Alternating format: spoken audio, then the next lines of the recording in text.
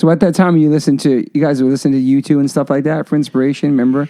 I always was a fan. I was a fan long before they were even a radio band or anything. My ex-girlfriend Michelle turned me on to them. Used to make mixtapes and would put all this great music. And I think I told you, like, the first time I'd heard the name U2, I thought they were like it's just a Duran Duran kind of band. I just thought the name was kind of silly. So I thought, no, they're in that whole new romantic British shit I don't want to hear any more of.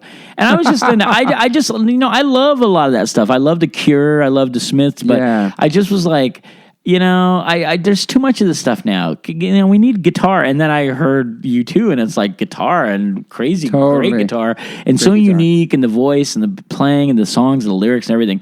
Even just the covers blew my mind. Those first... I up until pretty much I got off Joshua Tree was kind of where I got off. And after the movie came out, I saw the movie and I was just like, okay, I'm done. Rather than him, I'd seen him in the stadium on the Joshua Tree tour, and they were great, but it was just something was missing. And I'd seen a couple shows where it was smaller places, and I couldn't even believe how amazing that band was. It was like the Bad Brains. There's something that I can't even explain happened, and so I was just like, yeah, I'm done. But yeah, I wanted to, so I was disillusioned a little bit with just punk rock and hardcore. I loved it, but I was done with it. 7 Seconds, if Steve and Troy were leaving and we were having all this stuff, I'm like, maybe it's not working. So I started writing this stuff that I thought would be for another band. Yeah. And in my mind, it was like as equally as inspired by bands like Husker Du and R.E.M. as it was U2. I didn't even notice that my voice, I was singing more, which I could always do. I just didn't in punk rock. Yeah, it's interesting. And so I was just, the influences were coming out, and I didn't really pay that much attention because it wasn't like something that I knew. I didn't have a grasp of what I wanted to do with it. Yeah. And then we would just introduce it. I'd introduce some of the stuff at practice, or they'd hear it and they'd go, let's try that song. And I'm like, all right. So a lot of that material was the stuff that ended up like The Inside and Opinion of Feelings. Those songs were... And here's the funny thing. I still thought that stuff was just punk. I was like, it's just melodic punk. Me too, man. I didn't really go... people, they'll say like, you guys changed. You guys kind of turned into this... You guys stopped being punk for a while. I'm like, you have to understand, we didn't have it in our heads that we were stopping being punk. Yeah. Like, we just thought we were doing another vein of hardcore punk rock. Yeah, totally. And it was naive, but I did think, hey, we're doing what we want to do and stuff. And once the band loved it, I was like, well, fuck, if we all love this, let's just fuck it. We'll be 7 Seconds. Yeah. And it in a way, it was like perfect timing because, again, the shows were the most violent that we've seen.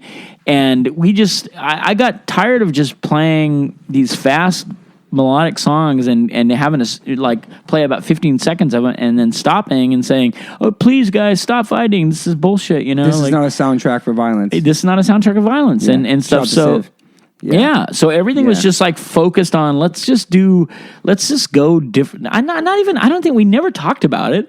I don't even know there was never any thought, even putting the set list together, we were still putting in like, that we're still keeping Trust in there. Yeah. And, but it just was like... I still believe there's a lot of fast songs in there. We still try to do... New Wind was a fast song. Yeah. So everything was just weird, and the response was immediate and swift. I mean, I'm not even kidding. I remember a couple shows where kids were crying in the front row, like... That's crazy. Just bummed, like going like, no, like you're ruining everything. Damn. Max and Rock and Roll fucking dismissed us. Yeah, because they love you guys, like their poster boys. We were friends, literally friends with Martin and Tim, and I remember Tim just talking to me and just dismissing the whole thing. Like he couldn't understand. Like he didn't like that we were touring and trying to make it a full-time thing. He always told me anyway that he thought that every band member should always have a job, like, and go out and do it. And I'm like, yeah, but that's you talking. You live in this house. You're not going out and doing it. You don't know what it takes. And he's like, no, that's just bullshit. That's just, you're trying to, and I get where he's coming from. I just didn't agree with it. And we just had a falling out. I regret that because we never had a nice way of... I never got to talk to him and tell him how much I appreciated him before he died. And I did. Yeah. I respect him. I mean, fucking Maximum Rock and Roll and Gilman. You know, those are two huge things that he gifted the community. You know, for sure. I mean, you know, he was an amazing person. It kills me that I never got to make peace with him, really. You know, and it wasn't anything heavy. What year did he pass away? Do you remember? Was it? I don't remember. It was. I heard about it long after, and we hadn't been in touch. The last words I had, we were staying at Max Rock and Roll, and we weren't even playing. My girlfriend and I and Jason, some friends of ours, we stayed at Max Rock and Roll. We were going to see REM at the Oakland Coliseum, and then the next night, U2 at the Oakland Stadium. Sick. And I was wearing an REM t-shirt, and he just gave me shit. He was like, "What are you wearing that?" And And I was like, "Damn, why do you care? Why do you care what like, it's major label bullshit." And I was like, "Ramones and Sex was wrong," you know, like the whole argument. Clash too, yeah. And just it just was stupid. And I was just like, I don't want to have this conversation, you know, like. What year was that? 80s? That would have been 87. Because that was like DC had like Soulside, Dag Nasty, Swizz, Marginal Man, Government Issue. All those bands had melody too. They did, but you know the difference with those bands is they still recorded it in your ear, and they still had that raw feel. We went into we were recording at a couple different studios. Yeah, we went to Radio like the stuff that we recorded with Ian, which still has that DC feel. But then we recorded Radio Tokyo here in LA or Venice. And it was just, you know, I think the Minutemen recorded there, Jane's Addiction recorded, and it was like a different thing. You know, the guy was messing with the reverb. I didn't have confidence in the studio at the time. Like now I know what I'm doing, whereas then I wouldn't even think about touching a fader. You know, like I was like. I didn't have the confidence. I didn't know how to communicate with an engineer. You know, I was intimidated.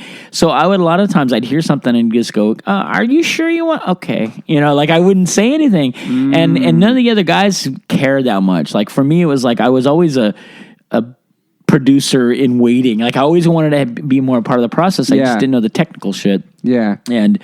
So that was kind of a bummer. I would love to remix. Like I love New One, but I wish we could remix it. I wish we should do that sometime. On like I don't know how many years. I know, right? That's a thing. We miss all of those. Like I watch you guys and Bouncing. All these bands. Remember, I'm like, fuck, we blew the fucking crew anniversary. So many different anniversary. Yeah, you know, like when you're almost 40 as a band, it's like holy shit. We have too many of them. But yeah, it's just the whole thing is just like. You know, it was a big, crazy transitional period because band members were starting to have kids and start families. Yeah. You know, I was going through just an intense, loving, crazy relationship that I'd never really experienced before, and life was changing. You know, like Reno had changed. We didn't ever think we were going to be a band that people gave a shit about. Yeah. And so that was, being in your 20s and trying to deal with having people tell you your lyrics mean like you don't know they saved my life. You have no idea what to even fucking think about that. Like my first thought is like, oh, shut up, fuck you, stop fucking around. And then when you realize they're serious, you're like, why? Like, don't you even understand how fucked up I am? And like, this is why I'm trying to find my shit. I'm trying to find who I am and just reaching out and saying this stuff because I'm not sure what I'm doing. I have no idea. And it was weird to have early on have people tell you, you're a legend, you're this or that. And you're like, what are you fucking talking about? Like, you don't get it until you're, I take that back. I think there are probably bands now that get it immediately. They're way more savvy and they learned how to become band members quickly. We didn't have a way to learn how to become band members or influential or scene voices. Like we didn't know what that meant. Just be with friends making music together. That's it. And just be happy that anybody gave a shit. Yeah. Hey, but how does a song like Man Enough to Care come? Because you didn't grow up with a dad. And for me, I didn't have a dad. So I don't know why that song fucked with me so hard. I used to cry listening to it. I just don't know, like, and it was about like a dad being so macho and like your kid can't be gay, your kid had to play sports, and he'd be like this macho kind of manly thing. It was just what inspired that? Two things. Steve was a father for the first time. We had a conversation, and he was saying, I don't want to raise my kid to feel like I don't want to. He was like wondering. He was questioning openly. I don't know if I can handle this. Like I don't want to raise a son to be just this macho cunt. Like I don't want. And then the other thing was just having friends whose dads, punk rock cool kids whose dads were just dicks. Yeah. And I didn't know my dad very well, so it wasn't from a personal experience. But I had a feeling. I was watching all these kids that were just like they were so conflicted because they were in this little subculture where it was okay. Guys were wearing mascara and, there were guys that were they looked female. And, one of the early on in the Reno punk scene is that we all hung out at this there was a gay club called The Shoot. They would let us come in there. Totally illegal. I mean, kids weren't supposed to be in the bar. They would let us bring our records and let the DJs play punk records, and we'd listen to it. Here's Generation X, and they play. Yeah. And some of the kids that could drink. We realize now that they were just like, oh, look, it's a bunch of freaks, and there were probably guys that were going, oh, he's cute, but we were just happy that there was a scene that would accept us, and they were nice, and they were funny, and interesting. So a whole group of us just learned how to not give a shit not be hung up about that. And I don't know why, but I'm just so happy that I got to be a part of that because it just shifted. I mean, it sculpted the way I became as an adult. Yeah. And I think had I ever thought of wanting to be a dad, I would have been, it would be tough. Like I know just talking with you and talking to my friends that have kids, but that situation, like the idea of having to explain to your kid, oh, well, so, gay, this is here's the thing and why we don't have to trip on that. But anyway, I don't know. I just thought about stuff like that. And I thought about like, how would I deal with this if I had to deal with this? And I, there were people that questioned my sexuality. There were people that would, I remember having friends that were more rock and roll guys that like, don't you even like chicks, man? What are you, a faggot? Yeah. I remember I got called a faggot because I bought a Kiss album from the record store guy. It was like, Jesus. Are you a faggot? Like it was like not a big thing. Like, are you a faggot or no? Like it was just so mainstream. Like, And so I just that kind of stuff just affected me. Like, I don't even know why would that even make you? Why would you say something like that to somebody you don't even know? I know. Why would you care? Buying a record, a kid buying a record. It could totally emotionally scar you for life, for sure. Yeah, and it kind of did, but in a good way. It just it made me say, I'm never going to do that. I'm never going to be that person. Well, I loved it, and I didn't have a dad, so I didn't have a dad to know if he would have did that same thing to me. And I'm the most emotional. I'm like the most emotional fucking emo dad you ever met. I don't pressure my son to do sports. There's no religion in our house. Yeah, he can be anything he wants to be. And maybe it's from those lyrics instilled in me my whole life. But that's my favorite song on that record. I love the whole record. It's one of my favorite 7 Seconds albums. But for some reason, dude, like Daddy always told you to like a man. All that. I love that shit. Well, thank you. And I'm gonna sing it with you one day. It'll be awesome. I love it, and I love that song. I've done it a couple times acoustically, and it's hard to get through. It's weird. I don't get choked up. I don't get choked up much about any of the songs I've written, but that's one I have a tough time with, and I know it's because a lot of it is tied to remembering how difficult, how many questions my little brother had about becoming a dad. Like I remember just thinking. It didn't even hit me then how deep that was until later. And just watching this young kid who was barely out of his teens try to be a responsible dad. He went out and got a job. Oh man, he was 18. Like, fuck. Shit. 60, okay, he might have been like 19 or 20. Yeah. But he was just, my brother was just still coming out of just like, he wasn't raised right, whatever that means. He really had a tough go because he just did. We all did the best we could to raise this kid, and he's done pretty fucking good. But yeah, I just remember being really floored by that. And he and I had also had a kind of a falling, Grown Apart was a song that came out of that. Exactly, yeah. We had a falling out for the very first time ever. He had people in his life that were they didn't like me. I was regarded as being like, oh, goody two shoes, Mr. Scene Cop. And, it was all jealousy and stupidity because I booked their fucking bands and I promoted their bands and I did everything I could in our scene. But I just didn't want people coming to our shows and fucking it up. Yeah. It was so hard to get a hall. It was so hard to get to convince the press, please don't write and say that all kids are violent, at shows, because it's not. If you come to our shows, it's kids fucking grabbing each other's arms and twisting you. We're making up dances and we're being goofy fucking dumbasses. Yeah. This is the only thing we have. We don't have anything else. We don't want to go hang out at a shopping mall for 7 hours and just fucking veg. We don't want to go cruise. We want to just find something that's full of life, And it just, everything that anybody did that would just, destroy, whether it's alcohol or violence, I took it personally. I just did. And I was vocal about it. And I made enemies that I didn't even know I had. And they immediately tried to get my brother into that. They were like, come to the dark side. Yeah. And it was true. It's true. Over the years, through various friends, they were like, oh man, they hated you, man. It was like a fucking tug of war for the soul of Steve Youth, Because you actually cared about your brother and his well-being. I was worried about I was worried about how hard he was trying to just be a man and trying to live his life and fighting. He just told me then, and he goes, dude, I didn't even drink until I was 24 years old. 20, like that's a late start. Totally. And it's true. He didn't. Yeah. He didn't have any interest in it.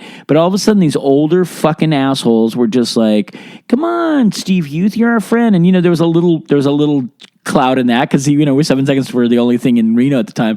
And they just thought that they won. They this group of shitty fucking hateful punk rockers thought that they won the war that didn't exist, and I'm like, what the fuck, And meanwhile, I'm calling him and going over there trying to, knock on his door to make sure he's okay. And I was his big brother. He didn't want to hear that at that point. Yeah. He was like, you're still in my life, I'm not under your shadow anymore. And it's like, I got it. It hurt me to no end, but I got it. And I just had to suck it up. I had to fucking, and so everything came out in writing and art. It was just that's all I got. If I bitch about it and talk shit, it's just going to get back and make it worse.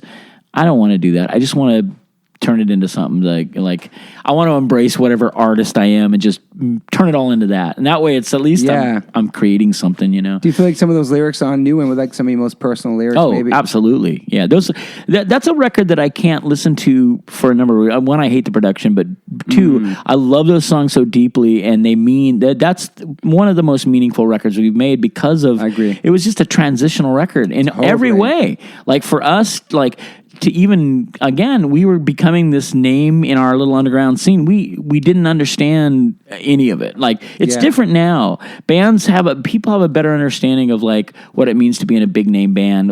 Back then we were fighting. We didn't want to be a big name band because that's rock star shit. Like, but we weren't a big name band. But in our scene, it was starting to, there was a buzz. Sure. And when you're young, you just, you go a little nuts with that shit. Either you're like, hey man, I'm the shit. Or you just kind of run from it. And I was kind of going back and forth with it, to be honest with you. Like, I being the guy that writes the lyrics, and I was always I was always doing the interviews. Everybody would come to me asking me questions, and I was trying to speak on behalf of us, knowing of all this turmoil that was going on. And, and even in my own life, like, if you listen to like songs like Soul to Keep, all of that stuff was written directly about a night where I was breaking down on the phone, long distance, trying to save a relationship, knowing that it was done. 4 a.m. in Texas, 4 a.m. in Texas. Yeah. Pretty much, there's a song, Copper Ledge, which is just about me basically saying goodbye to my life in Reno. Copper Ledge was a restaurant I worked at in Reno, and just looking down, I looked down, I would work up there, and I'd look down at all these old people playing slots all day long. They'd spend 8 hours on my shift. They'd just sit there and it'd be the same old woman drinking, smoking. And I just remember thinking, this is if there's hell, this is hell right here. I'm looking down at what is hell. And it depressed me because I couldn't get out of Reno and I didn't want to leave Reno. Reno was my home, but I couldn't stay. And it was just like, everything was just, it was like a tug of war, I'm surprised I didn't start drinking, that would have been the easy way to go. Were you pretty sober mostly? I mean, you never claimed straight edge though, really, did you? No, but I was. I tried it when I was a kid, and I'm not, I was always for legalization of marijuana. I never had a problem with it. I just don't, it's never, I just tried it all, and it never, I tried it at a young age, and it didn't produce any cool results. Like, had I gotten high and it was just the greatest thing in the world, I might have, but it was always a bummer. I was paranoid, and drinking wise, I learned early on that because I was one of the few people that had a driver's license, I would end up driving all my drunk friends home from parties, and so I indirectly became the guy that like I thought I should call you because you told me. And I was designated driver.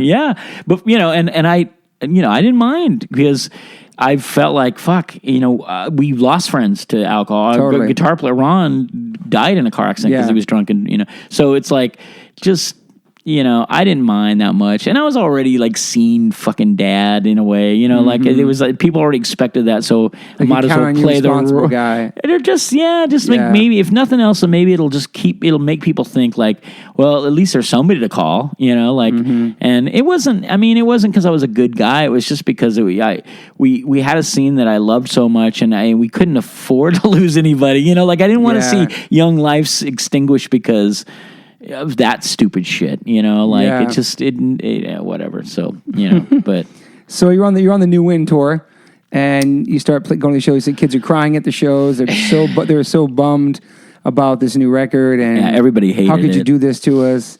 Everybody, but you didn't go to the East Coast yet. Yes, it wasn't until we got to the East Coast where Chicago. From Chicago eastward, we started seeing signs of life. Like, signs of life. Wait, kids are digging it. They're singing the lyrics to these songs.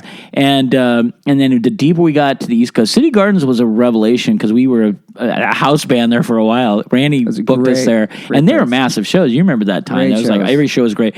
But we were lucky, man. We were one of the headlining bands, and every time we came to it was a very fun, special thing. And even CB's, man, at the height of, I remember we played. It was the craziest show ever. We played with Cro-Mags, GBH, and Toxic Reasons at the Ritz. And I remember just thinking we should not be on this show. Like we'd already seen the backlash, and I'm like, Cro-Mags are just going to eat us for breakfast. Like, they're just going to fuck it. They must hate us, And just feeling kind of scared and thinking like, fuck, everybody else has kind of fucking said, turn their back on us. We were like, in all the key places we'd always did good. And there wasn't really, we didn't have a lot of people on, at that point, vocally rooting us on. It was like, what are you guys doing? Kind of thing. And so we were like, this probably is the last tour where nobody's, we're not going to survive this. But yeah, we got to New York and we played and it was such a great fucking show. Roger was actually working security that day. He was right in front of me. And the Cro-Mags, I remember John came up and said, I had never met John. I had met Harley years behind. And he goes, man, brother, like he shook his hand. He's like, love what you're doing. And I was like, that's fucking great, man. At least it's good to know that, these New York guys They did, we love the records out there, fuck, later on, just touring with Sick of It All and touring with some of these guys, everybody was like, my favorite record is like Soul for I'm like, what? Ourselves, all that Ourselves, shit, So, but we didn't learn that stuff till later. And meanwhile, there was this new slew of fans that were younger that didn't necessarily care about Skins, Brains, and Guts and all that stuff, who got into us at that era and who fucking loved that stuff, went nuts for it, and really tapped into something to them, and they really related to it, and we just started getting, all of a sudden, I got home and there was all this fucking letters. People were like, man, I love, it really hit me so deeply, and, I was awesome, crying, and then we're like, obviously it's before emo was sort of a thing, but I was like, what are we, like an emo band out of DC? I didn't really know what, how to take it or whatever. Summer of Love, whatever that was. Revolution Summer. Yeah, I mean, it was just, well, that was, because all of that stuff was kind of happening in these pockets, and everybody was kind of there was a shift. Like, some bands were going in this funk direction or going metal, and then there was these other bands that were kind of just doing this melodic, crazy, weird shit. And I think we all I've talked to everybody from Soulside guys, Dagnasty, Kingfay. Everybody was like, we just thought it was just an extension of punk rock. And it was. It was. Whether you like it or not, the guy in the leather jacket with the studs might not agree, but that's really what it was. Yeah. I mean, we learned from the bands that we, Minutemen, Big Boy, all these bands that were doing they were testing shit out and trying new things. Yeah. They were as punk as it got, Totally. And you can't not say that, Yeah. So after that, Praise came out, right? Praise came out in '87. That was before Ourselves. Yeah, and that was we were on tour and recorded in Minneapolis, and it was kind of a quickly, and not kind of. It was that we had one day to do it. My voice was shot, tour just destroyed, and we had played the night before at Fifth or First Avenue, and we had no business going to the studio and trying to record. But I love that. Right? It was an EP or 7-inch EP or something, right? Yeah, it was a. And that was almost another level from New In, too. That was getting into the Ourselves realm. That's right. Steve was out of the band for a while, and our friend Joe came out with us, and it was the most, we was really musical. Bobby was playing some crazy shit. He was playing through effects, which we really never did a lot of. And it was just, again, another transitional thing, that just we just were doing, I don't know. Experimental shit. Yeah, just playing stuff. Yeah. I love it. What was the other song on there? Fighting Night for Freedom. Oh, Catching, which was a really at that time that became a real staple in the live set. Catching was really great. I love that stuff, and that was the first we did that all on Positive Force. That's right. We weren't on BYO or anything. Right. So it really wasn't a great distributed record. We did it. Was that Mark from DC? Is that his label? Positive Force? No, that was my label. Oh, okay, I started Positive Force, and then Mark just turned it into something totally different. Initially, Positive Force started. We started Positive Force in Reno as a organization. Like cool. we did shows and food drives, and we did benefits. And then some kids in Vegas wrote me and said, "We want to start a Positive Force and chapter there." Yeah. So then it kind of there was one in Chicago, DC. DC was the one that stuck. Mark was so dedicated, and he just took it to a whole different level. Too. Yeah, he's great. Mark is awesome. I mean, Mark did what I would have loved to have done if I would have been smarter and more determined. Like he took it to that level. And he was also, DC again, DC is such a beautiful, amazing scene. Think of what has happened just in terms of activism, music. I mean, it's, again, you can't fuck with that shit. You can't, But yeah, so we put that on Positive Force, and then the whole time we were just touring so much. Yeah, we just toured. Yeah. And Steve came back, and Bobby stayed, and then ourselves. I think we had a little bit of a break. We signed with Restless Records, which was a big deal because we'd been at that point. We were starting to get courted by major labels like Warner Brothers, and somebody at Geffen was coming out to Reno. People were coming to Reno to take us out to dinner, and we were going for the free dinner. We didn't give a shit about that. But at that point, also, I was like, no, I didn't know what to do with this because I'm like, I don't even know if we're a punk band. Are we a hardcore band? Are we, And so I was like saying, let's just listen to these people. Maybe if they love us and they want to do something with us, and we believe that, then maybe this is what we should do, because the BYO thing was starting to kind of peter out. They did a great job, but it was the things, it was starting to, we were growing apart a little bit. And, we didn't have any other options. There weren't like any. I think Epitaph was happening, but Epitaph hadn't started really signing bands like they did. Yeah. And so we didn't have any other options. And so Restless, we knew the woman, the A&R woman. We knew her from Sacramento. She was a DJ in Davis, and she always came to every show and just loved us. And she said, "Look, I'm in a position I can sign bands. Damn, I'd love to have you guys, and we have money behind us, and we think you guys should."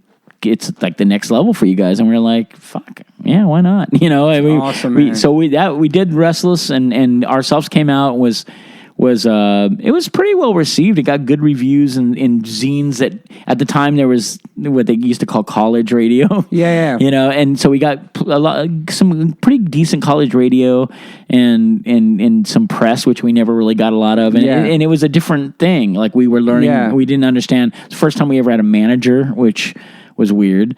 But we thought, well, let's just give it a try. We talk shit on all of this, and we don't. Mother's Day on there too. Mother's Day, Sister was on it. Mother's Day was on. I Can Sympathize.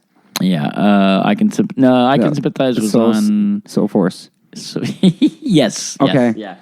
So at that point, kids are probably like, "Oh shit, we're not getting our old 7 seconds back." Yeah. Like this is it. This is a new 7 seconds. I think, and new fans jumped on board and they were down with us, but the old fans were we kind of lost them a little bit, a lot. It was kind of like perceived, and we'd only know that when we go to the draw was we still were drawing people, which was great. We're still headlining big clubs and packing them, but it was just like a sense of like people weren't like. The energy was different. Like people were now just watching us a little bit, which was strange. Were you bummed? Did it bum you out? Yeah. We all we wanted was just kids on stage and singing along with us. That's all we built ourselves on that. So it was a whole different thing. But then it was like, fuck. Now we can just try and focus on trying to play these songs right, and we can sing, and we can get, and we don't have kids that are fucking jamming their elbow and I'm like fucking nuts, and like True. It's like there was a bit of a little break in a way, and I'm not gonna say I liked it, but it was a nice. We tried it. We wanted to see what that was like, and all of a sudden we were playing venues with legitimate like promoters, like bigger name promoters were bidding for us to play instead of having like a little. So it was interesting to see what was happening, and we were watching other friends of ours in other bands. We had like that tour ourselves. We went out with the Circle Jerks in '88 and did a co-headlining thing. Yeah. And that was a blast. I mean, it was fun to watch them. They were just goofballs, but their business was just tight. On point. Was that Circle Jerks 5 album maybe? Because they had a little crossover thing. Wonderful, I think is okay. Yeah, Wonderful. Might have. I know they were playing a lot of stuff off of that. Yeah. And we just got along really well with them. We didn't know if we would or not. We knew Keith, and we knew Hetson, but we didn't know if we'd get along, and everybody got along really well. And even though we were doing what we were doing, they were kind of doing some metal stuff a little bit. So it was a different thing, but the crowds were out. Both bands got a lot of energy, and it was a really nice tour. It was a long one. It was a North American. We did the whole country and Canada, and it was pretty long. We get mail. We get letters in the mail. Like what happened to you guys changed? What people were saying. Oh yeah. And there were letters in Maxim Rock and Roll about it. Like people like, oh, let's just hope that some great band doesn't turn into a 7 Seconds and change. But we were also like other bands were getting dogged too. Like Gangrene crossed over. Dag Nasty got shit. Yeah, for Field Day. Yeah, there's a bunch of shit. Yeah, even Ian got shit about Embrace, and I remember kids were just like, "Fuck me." I love Embrace so much. Of course, yeah, it was amazing. I love Egg Hunt. There's Hunt nothing too. really that I like Pillhead. all of it. Skewbald. Skewbald. But I mean, it's like, it just, people were getting shit on from the punky lead. And you know what? It wasn't that surprising. I mean, we did the same thing with bands before that, like fucking sell out, I mean, maybe not this, but there were, when you have a band that you think is your band and then you have to share it with a bunch of other people, it sucks. You're not playing with 10 people in my basement anymore. Fuck you, sellouts. Yeah, nobody wants to share their favorite bands, I think from me looking on the outside perspective as a fan of 7 Seconds All the Records, I thought I didn't see really anything wrong with it. I didn't see sellouts. I didn't think any of that. I love the band. I love the transformation. I love the new one. But you're like a real music fan. Yeah, you listen to everything, and that's rare, I think, to be honest with you. But you turned me on to you too. Oh yeah. So thank you for that, and thank you, Freddie Madball, who played me Coldplay. You turned me on to Coldplay. That's great. I love that more than anything. Nobody would ever think about Freddie Madball. It's like we're on the Hazen Street tour. I was like, "Yo, bud, check this out." Yeah, that's awesome. And he gave me like parachutes or something. I was like, "Oh my god." So Kevin Seconds for you two, and Freddie Madball for Coldplay. That's my favorite. But people just think like you're in this hardcore band, like you only listen to hardcore. That's all you like, and you have these blinders on, and you listen to the demos all day. But it's like when you play it and you live it. You want to listen to other shit, Bob Marley, all kinds of shit. Oh my god! Even to this day, we don't really we stopped playing music loudly in the van. It was like, put your headphones on, But on tour, it would be fucking seriously Madonna, Trouble Funk from DC, fucking just weird, dude. Fucking were the three Bananarama, Sugar Cubes, Sugar. I mean, it was just like a mixture of Steve brought in the more he just all of a sudden went from being like this little pop kid to like metal. So all of a sudden we had like Slayer in the mix, and Troy was listening. Troy worships the Police, so the Police were in there. Bobby was doing. I mean, it was like everybody was bringing shit in there, so we were influenced by all of it, 100%. No matter whether we liked it or not. And a lot of it didn't come out in our music, but the stuff that did, it's like, I can live with it. I don't have a problem with it. I'm never ashamed of anything we did ever. Yeah. People talk to me like, oh man, yeah, I know you guys had it. Like I'm embarrassed. I'm like, I'm not embarrassed by it. The only reason we never could. Over the last 10 years, more requests have been for that material than anything. Yeah. People knew that we were going to come out. People know when they come and see us, so we'll do Young Tall I Dan. Yeah. But when we kick in with Somebody Help Me Scream or like something, people are like, holy fucking shit! Like I can't even believe you did it. I had to take a photo of the set list just to make sure that like so. And we even had people like, why don't you just do a tour where you come in and do like do major cities and just do that? Yeah, and we could have. And we probably make a shitload of money and but we could just never get together. It was always hard for us to get together. They live in Reno, I live in Sac. Yeah. It's not that far, but it's far enough. Yeah. And just getting everybody together with everybody's commitments and shit, just to rehearse is like a pain in the ass. I mean, it's the hardest. The last couple tours, I would drive my van around listening to us so I could remember old lyrics. Damn. That's how and then I go up for 1 or 2 days and rehearse with them, and then that's it. Holy and shit. Then the next week of sound checks, we should do praise. Or not praise. We haven't done praise in years, but those are songs. And the thing is those I don't know how many times I've walked into a club at sound check. They're setting up, and I sit in the van or go do something, and I come back, and they're playing do do do do do. They're playing it flawlessly. Like they could still play all of that shit. They remember it, but I'm the weak link. I like remembering the lyrics is just like there's just so many lyrics, and I've always crammed so many lyrics and lines. It's just like holy fuck, man! I'd have to read for a day, just to remember. And it's not because I don't love them. It's just that we just stop playing them after a while, Like, I know. So here you are thinking New Wind's going to be the end of everything, and then Praise comes out, and then Ourselves comes out, and it's this whole new thing. So it's it's like a whole new band. But we didn't recognize that until much later, and also because promoters would go, wow, like in weird places like Florida, somewhere in Florida, or like Phoenix or something. They'd go like, I love that last album. I'm like, really? This is. I don't know.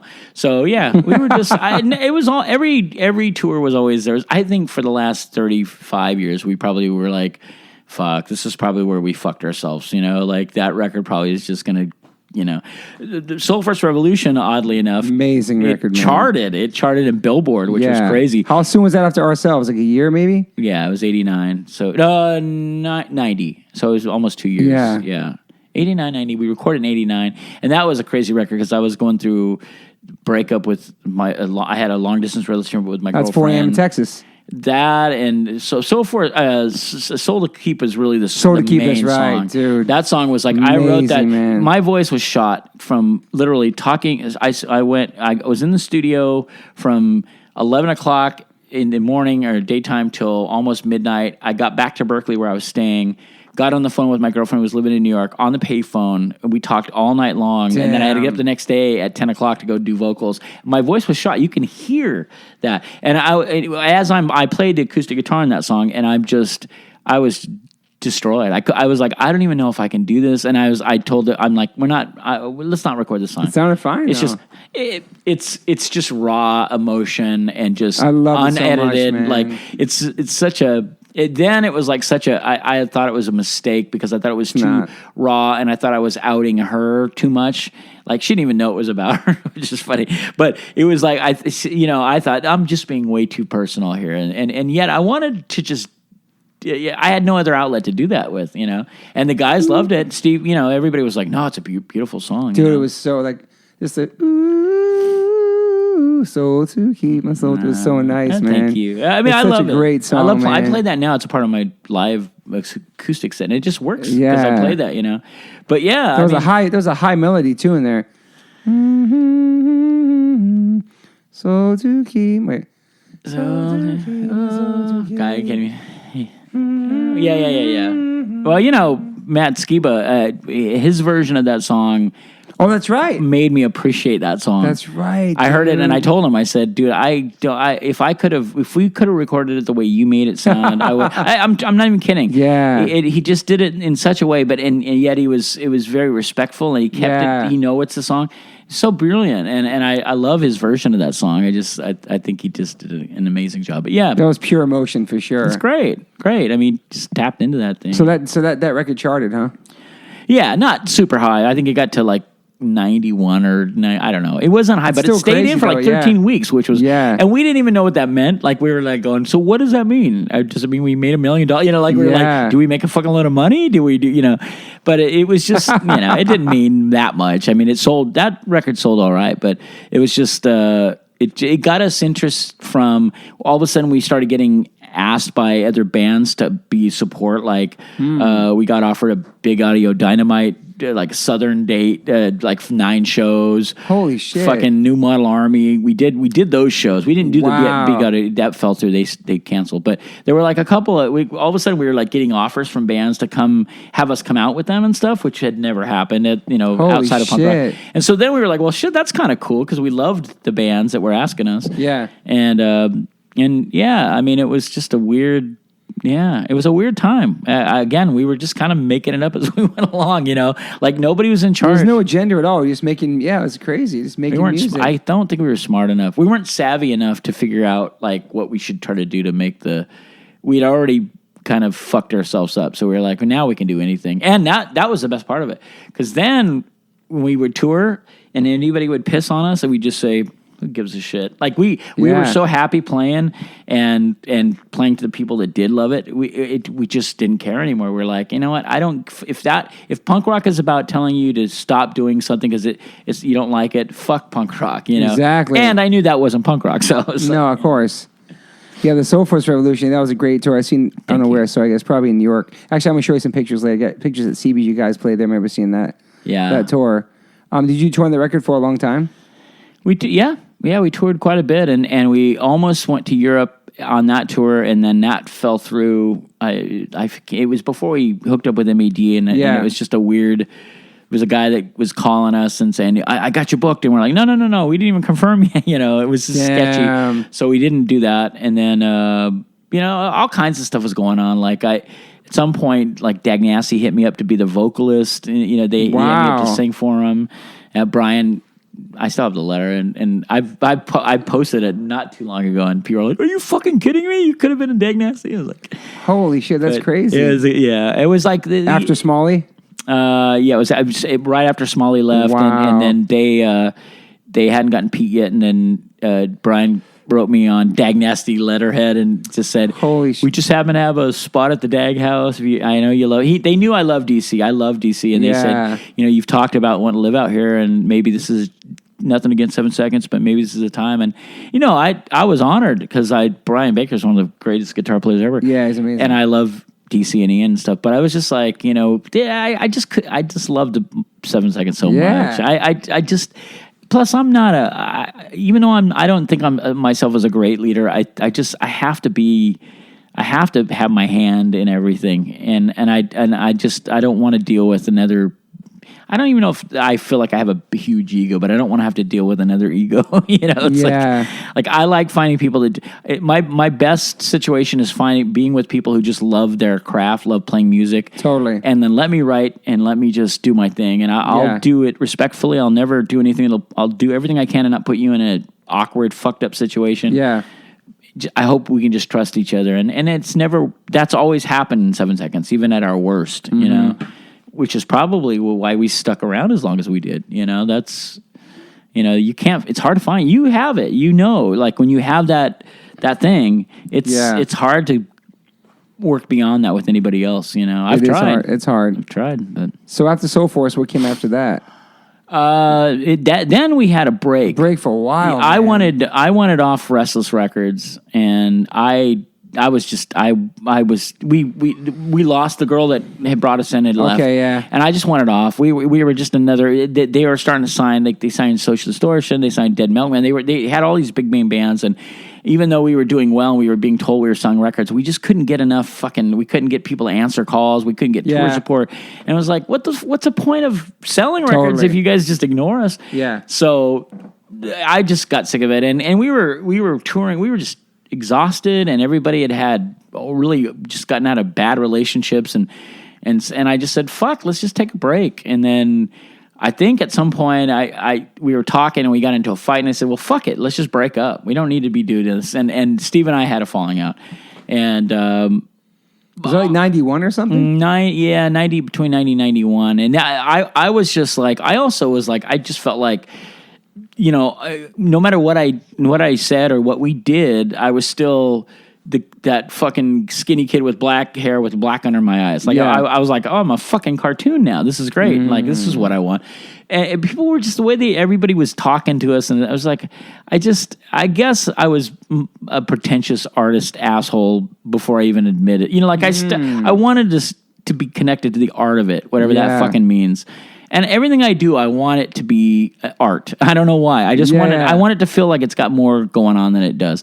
And so I just started to get upset, and everything was just crazy. And we had so much drama with white power skinheads all over the place. Even in those stages of 7 seconds. Yeah, that that was well into the 90s. Like, it was still following us. And so you had nothing to do with that and sang about things that had nothing to do with that. That was the point. But they were so attracted to you. They weren't attracted to us. They were attracted to the crowd. Again, they perceived our crowd as being wimpy because we are wimpy, and they didn't think we'd fight back. We did fight back. We fought. We got our asses kicked and we fought back. I mean, there were a few shows where it just was fucking sketch as hell, Yeah.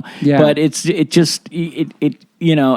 all of it just, it was like, fuck, I can't even pay rent half the time. I can't, I can't even visit my girl. I can't spend time with my, what am I doing this? I just questioned everything, and so I wasn't even feeling like the guys in my band loved each other that much, like I was like, well, what's the point? This is bullshit. So we kept having these discussions, and I said, well, fuck it, let's end it. So everybody was like, and so everybody grumbled. They were all living in Sac. They all moved back up to Reno. I said, well, fuck it. Now we can at least cut ties with Restless, and then I know we're going to want to take a break and then come back later. So that was my goal. And I talked to Steve. He was feeling that. Troy felt that way. And then I went to Restless and I said, well, now that we're not a band, I guess, we're done. And I was starting to work on I still was writing songs. Yeah. And I had this stuff that I didn't know what to do with. I had a little pet project called Burn Baby Burn.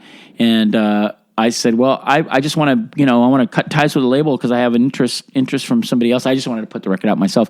And they're like, well, no, you're under contract. Like, we get first option to release whatever you do. Damn. And my lawyer looked at it and she said, yep, that's right. They can turn it down and then you can release it. But if they want to release it. So I'm like, fuck. Damn. So I sent them what I had recorded, and they were like, this is fucking amazing. We love it. Let's do it. And I'm like, I don't want to do this on Restless. So that became Drop Acid. Drop Acid was, I went, they loved the name Burn Baby Burn, and I changed it. And I said, well, we're called Drop Acid now. I was doing everything I could to just fuck it up. And they were like, oh, that's edgy. Drop Acid. I like it. Because you're straight edge, and you're saying drop it. And everything became a joke against me. like I was the fucking punchline. So I was like, I loved it. I had some friends in Sacramento I played with, and we went out on the road, came back east and did some shows with all kinds of great bands, and it was fun. But yeah, ultimately it was like, that some of that stuff was written for 7 seconds actually, and it just turned into something totally, and that became a crazy band in itself. Like, at some point I had 2 of the guys from Deftones playing with me, and holy shit, right before the Deftones blew up, and it was like an all-star band of Sacramento musicians. Like, if you know anything about Sacramento, it was like all these great guys from different bands and stuff. But yeah, it just was like a short-lived thing. And then the next record would have been Out the Shizzy, which was... Out the Shizzy, that's right. Yeah. And that was the whole idea was like, I'm like, you guys write stuff. You're always bitching about me writing so much. Write songs. Mm-hmm. So they went in, the 3 of them, and wrote songs in the studio and just made these brilliant songs, and not one of them had a chorus. There was no choruses. They didn't write with a singer in mind. They wrote as musicians, and I'm like, if you release this as an instrumental record, somebody would love this. But it was very rock too. It kind of had that Jane's Addiction, like da da da da da. I loved it. I love those songs, and I actually love the way that record sounds. But it was the hardest record to write lyrics for, because they didn't leave any room for choruses. And my whole thing is like, give me a room for a hook. That's all I am asking. You can make it as metal if you want, but as long as the chorus is like friendly and fun, I don't give a shit. You know, it's like, and I can say whatever is on my mind. And that was a tough record to make, and that was like, how long is that after Soul Force? That was couple years. That was 93. That was Allison and I had started dating, and between Drop Acid, and that's right when I met Allison and we started dating, and I was just like, I didn't want to go anywhere. I just wanted to be in Sacramento with her. And she was going to school. She had just started college. So everything was kind of crazy and on a personal level, but we made the record and it was fun. And we did that on Cargo. And Cargo? Yeah. Positively. Yeah. Is that something again? I'm paused for a second. Yeah. What is that? Is it what was it? Right? Yeah. And what year was that? 90, I think that was 93, 94 when it came out. And that was on Cargo. And that was just, things were kind of, I don't know, we were starting to get, everybody was sort of, excited to tour again. We kind of didn't tour for a couple of years, I think. What was the reaction to that record after Soul Force, though? It wasn't. I mean, it was okay. Cargo didn't have a lot of the distribution wasn't that great. Yeah. So I really don't know how many people got that record. Like, I don't think it was in a lot of stores, but it that kind of was like that record did really well. Like, and when we went to Europe, everybody was requesting songs from that record. That's cool. And I think it was because it had a little rockin' edge, like that, and everybody was into like. I don't know if Rage Against Me. Rage was out, but it had that kind of, it had that kind of thing, and I think kids really loved that. Jane's shit. Addiction too, I think. Jane's Addiction. Yeah. So I think kids were just in. You could bounce to it, as opposed to just thrash or whatever. Yeah, and then what was after that one? Because we did that tour in '99, so. That had been two more before after that. Oh no, because we did it was Side One Dummy out after the that. Shizzy, and then we did there was a couple like comps. We took back our first 2 7-inches, and we made that record. And then there was a record that got made that when we were Jello Biafra wanted us to record a full album on Alternative Tentacles. Oh shit! In 81 or 82. And called United We Stand, and they didn't have the money. It was before the Alternative Tentacles had any real money, and so we recorded 18 songs, and they never got used. So a lot of that stuff ended up on the crew, but then there were songs that never did, and they didn't end up anywhere. So we released that as it was and mixed, and then that was just like, B-sides or whatever. Yeah. And then the next record after the Shizzy would have been, was it? Because you did more than one Side One. No. So shit. So then we toured, and then we were like, we hated being on Cargo, and I again addressed maybe let's do our own label. Why don't we can save some money. We can do this. And there was still this thing where you could reach out to distributors and do that stuff. And they didn't want to do it. They didn't want to put the guys in the band didn't want to do anything. They don't want to do work, and they didn't trust me enough to like be the label guy to do stuff, which I don't. Yeah. I can't say I would have been great, but so then we were like, well, fuck, how are we going to put a record out? And that was when 94-ish. The punk fucking explosion happened. That's when we first started, 94. Yeah. Right. Yeah. And all of a sudden, and we were just being us, touring and just touring off. But then all of a sudden, it was like, Rancid, Green Day hit, Rancid, Offspring, all of this crazy commercial stuff, and it was just everywhere. And all of a sudden, it was like label people were just coming up to us at our shows. Hi, I'm so and so A&R from blah blah blah. We should talk. And we're like, about what? Like, we're an old band. What can you possibly do for us? What can we do for you? And so it was.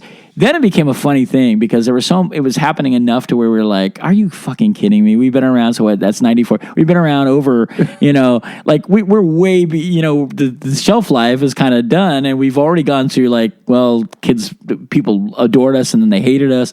And so we were just doing our thing. And then, so then we were like all of a sudden we were courting major labels.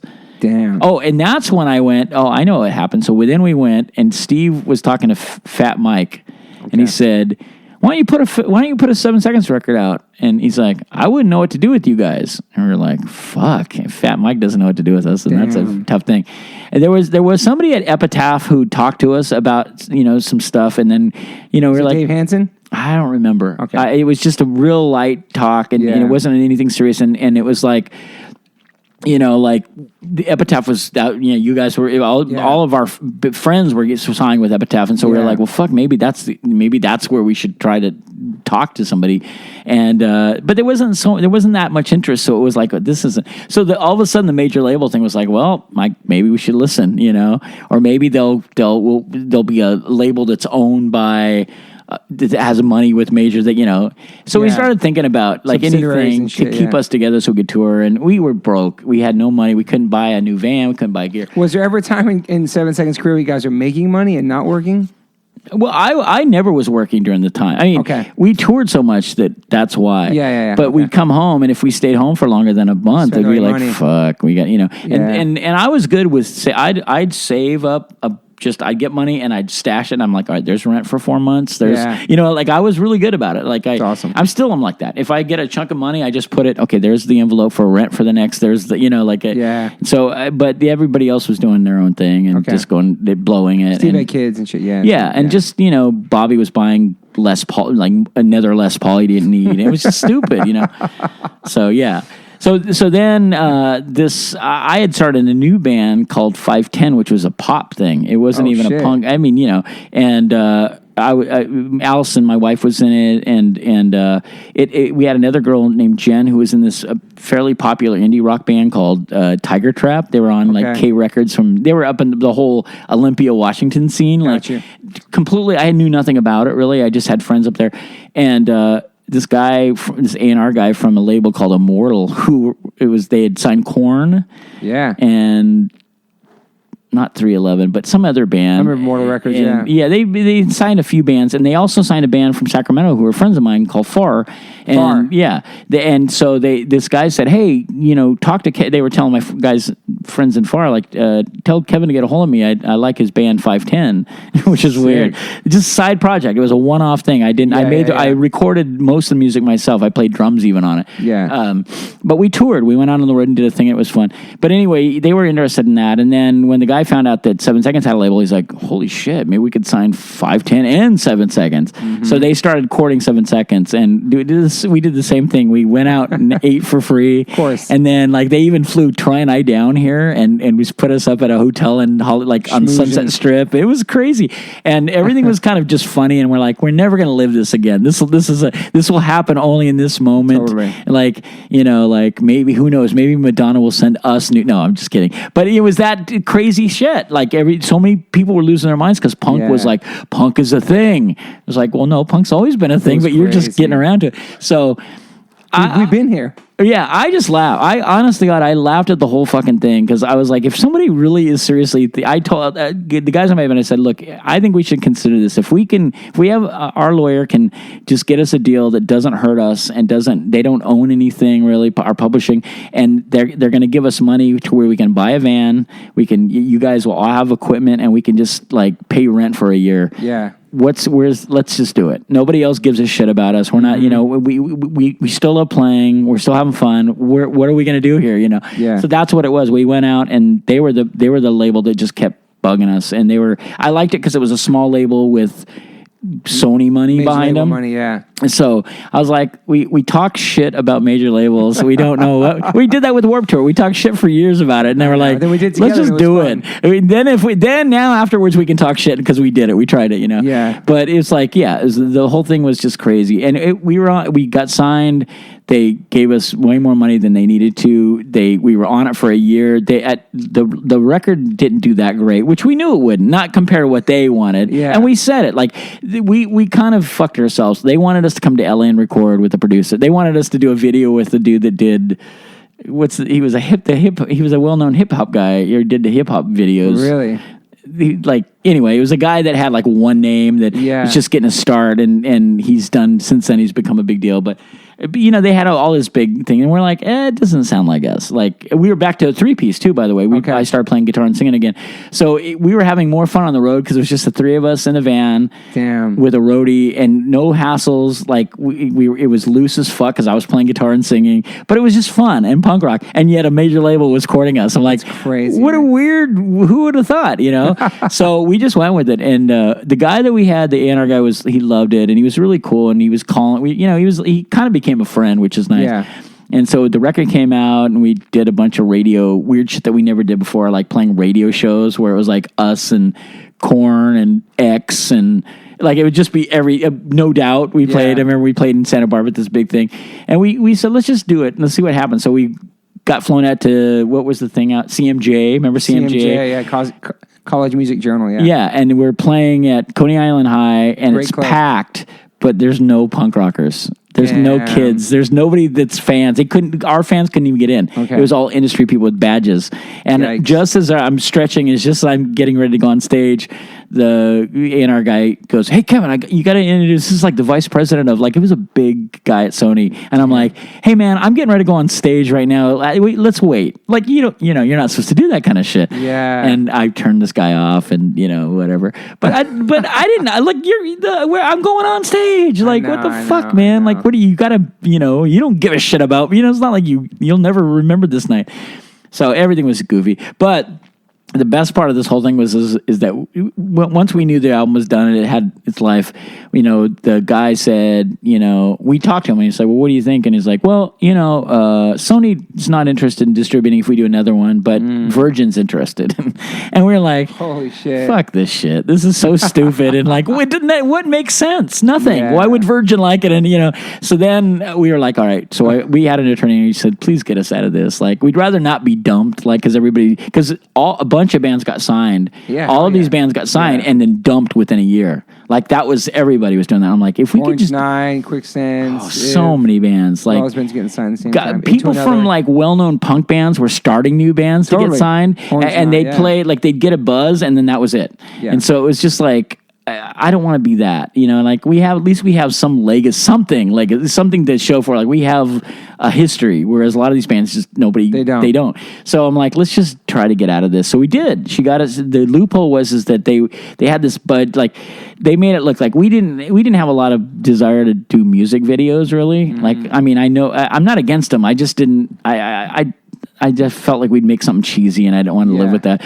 So they had they had like a $50,000 video budget. Oh, for sure back then, yeah. Yeah, like for a video. And so she said, well, what I can do. So it ended up being like we got out of the deal because the label didn't promote it because we didn't make a video, and they didn't make us do a video, which they should have done.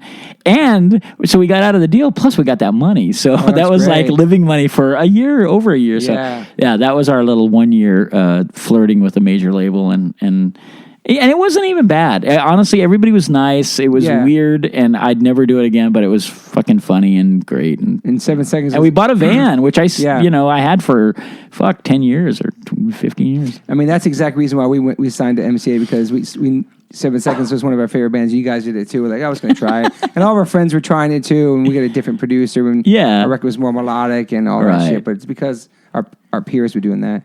But then what was after that? Because 99 we shared a bus on the Warped Tour. So it was Side One Dummy for sure. That was a great this record. is just too much. There's so much. It's like from one album to another, there's like no short story. So then we got out of that thing. We were like just kind of, we were still touring. I think somebody else had a kid. I don't even remember. And then we were starting to write, more fast songs again, and we were rehearsing a lot of stuff. Steve and Troy Steve was writing more stuff. Bobby was back in the band, and so we were just having more fun with the energy. I'd lost a bunch of weight, so I was having more fun jumping around, like that I couldn't do for a long time. So then it was like, it just, everybody felt like this. We still felt young and energetic. Like, I'm like, oh, we're doing pretty good for a bunch of older guys. If we're having fun. That's in your 40, you in 40. Yeah. And that's always been a thing. Like, we always check in with each other. Like, we're having fun, right? This isn't like something where we're just going, let's just do it because we need to pay rent. Like, I always said, like, let's just please be honest about it. Let's not do that. I love that. Like, there's got to be a better way to, like, live life than to just do it. You see these bands and they're playing in shitty clubs in front of 20 people, and they're the legendary bands. Like, they're the best bands at some point. And they're just going through the motions though too. It's awful. It's awful. And I said, I don't want to do it. I can't. Not because of just the fans. For us, just in general, we worked too hard. So we were just like, we didn't really know. Then it was like, okay, well, the major label thing's done. Probably no one's going to touch us because we're like fucking sellouts. And, and then fucking Side One Dummy, man. I ran into Joe Sib, and we were playing at the Cocoa-Tree in San Francisco, this little club, and it was packed, and we were having fun. Spot. That was actually, Fat Mike came up and he said, like, dude, you guys are on fire. It's the best I've ever seen you. And I was like, you want to sign? No, I didn't say it. But I didn't say it. But Joseph was there, and he goes, man, we got to talk. And I was like, what, and he's like, no, we're things are going for, we got the labels really happening, because great. And that's when Seb was there, and actually he gave me a copy of you guys, the video. You get a documentary. It was kind of a DVD. It might have been still VHS. Yeah. But was it a tour? Fast in the World DVD. Maybe yeah, that's what it was. Okay, yeah. And they were just, I knew Joe from when he was a little kid, and we went over there, and everybody was just punk rockers, and I was like, fuck, this is pretty cool, and they just knew, I said, I don't, I know you're not going to, there's no way you can repackage us as being cute or fucking cut, we're not new. We're an old band. Like, let us just be an old band that works our asses off and writes fun, catchy punk rock songs. And we're kind of, things are going back into this feeling of like, it's fun to play fast again, Yeah. And they heard I made demos, all these weird 4-track demos where I played fake drums, like I'm just playing on a snare and a kick, Yeah. And I still think those demos, I think those demos are amazing. They sound so raw and fun, but they loved them. They were holy shit, yes, let's just do it. So we signed with them, and it was an easy deal. They just said, look, tell us what you want us to do with you. If you don't want us to push you in this way, we won't do it. We won't try to get you to,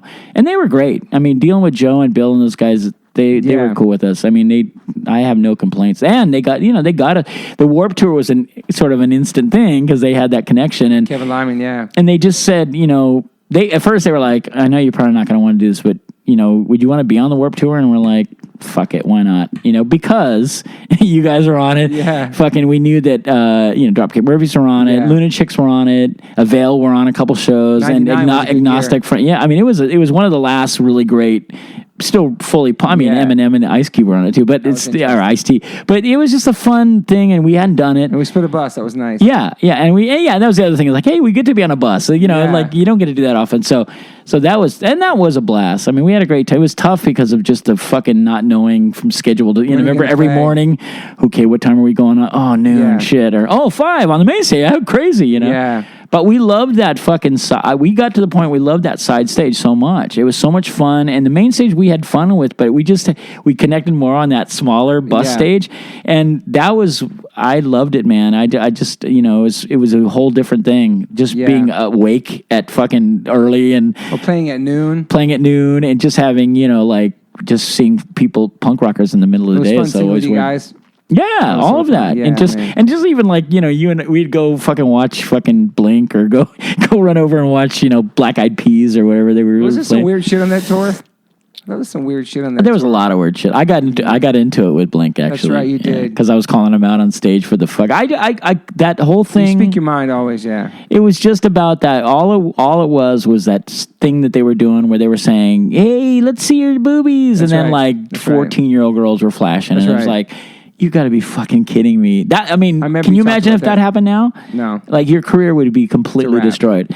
And the thing is I'm not a fucking moralist. I'm not a prude. I'm not like one of those guys that go, bad, that's bad. You shouldn't do that. It's bad, But it was just so wrong. And we'd watch it. And I would just go, this band could do anything they want right now. They're doing so well, and they're fucking, what are they doing? They're fucking encouraging, And another thing, I love those guys. We took them out on one of their earliest U.S. tours. Wow. It wasn't like I didn't like them. I just was like, this is so not cool. I think you spoke to him about it too. I did. Well, so they called me on the bus because they got mad. We were on our bus. Oh shit! And then the road manager goes, "Hey, they'd like to talk to you about because I was saying on stage, my big thing was like, you can come up front, girls can come up front and watch us, and you don't have to fucking show us your tits. Like it's not like you don't have that's that's not your worth to us." Yeah. And hopefully you're watching the Lunatics. And then Lunatics were giving those guys. They were like killing it every night and just rocking it and saying so much funny shit against Eminem and like all the sexist shit. Then, and I just didn't want to be on that side of shit. I was like, you know what? Hate us.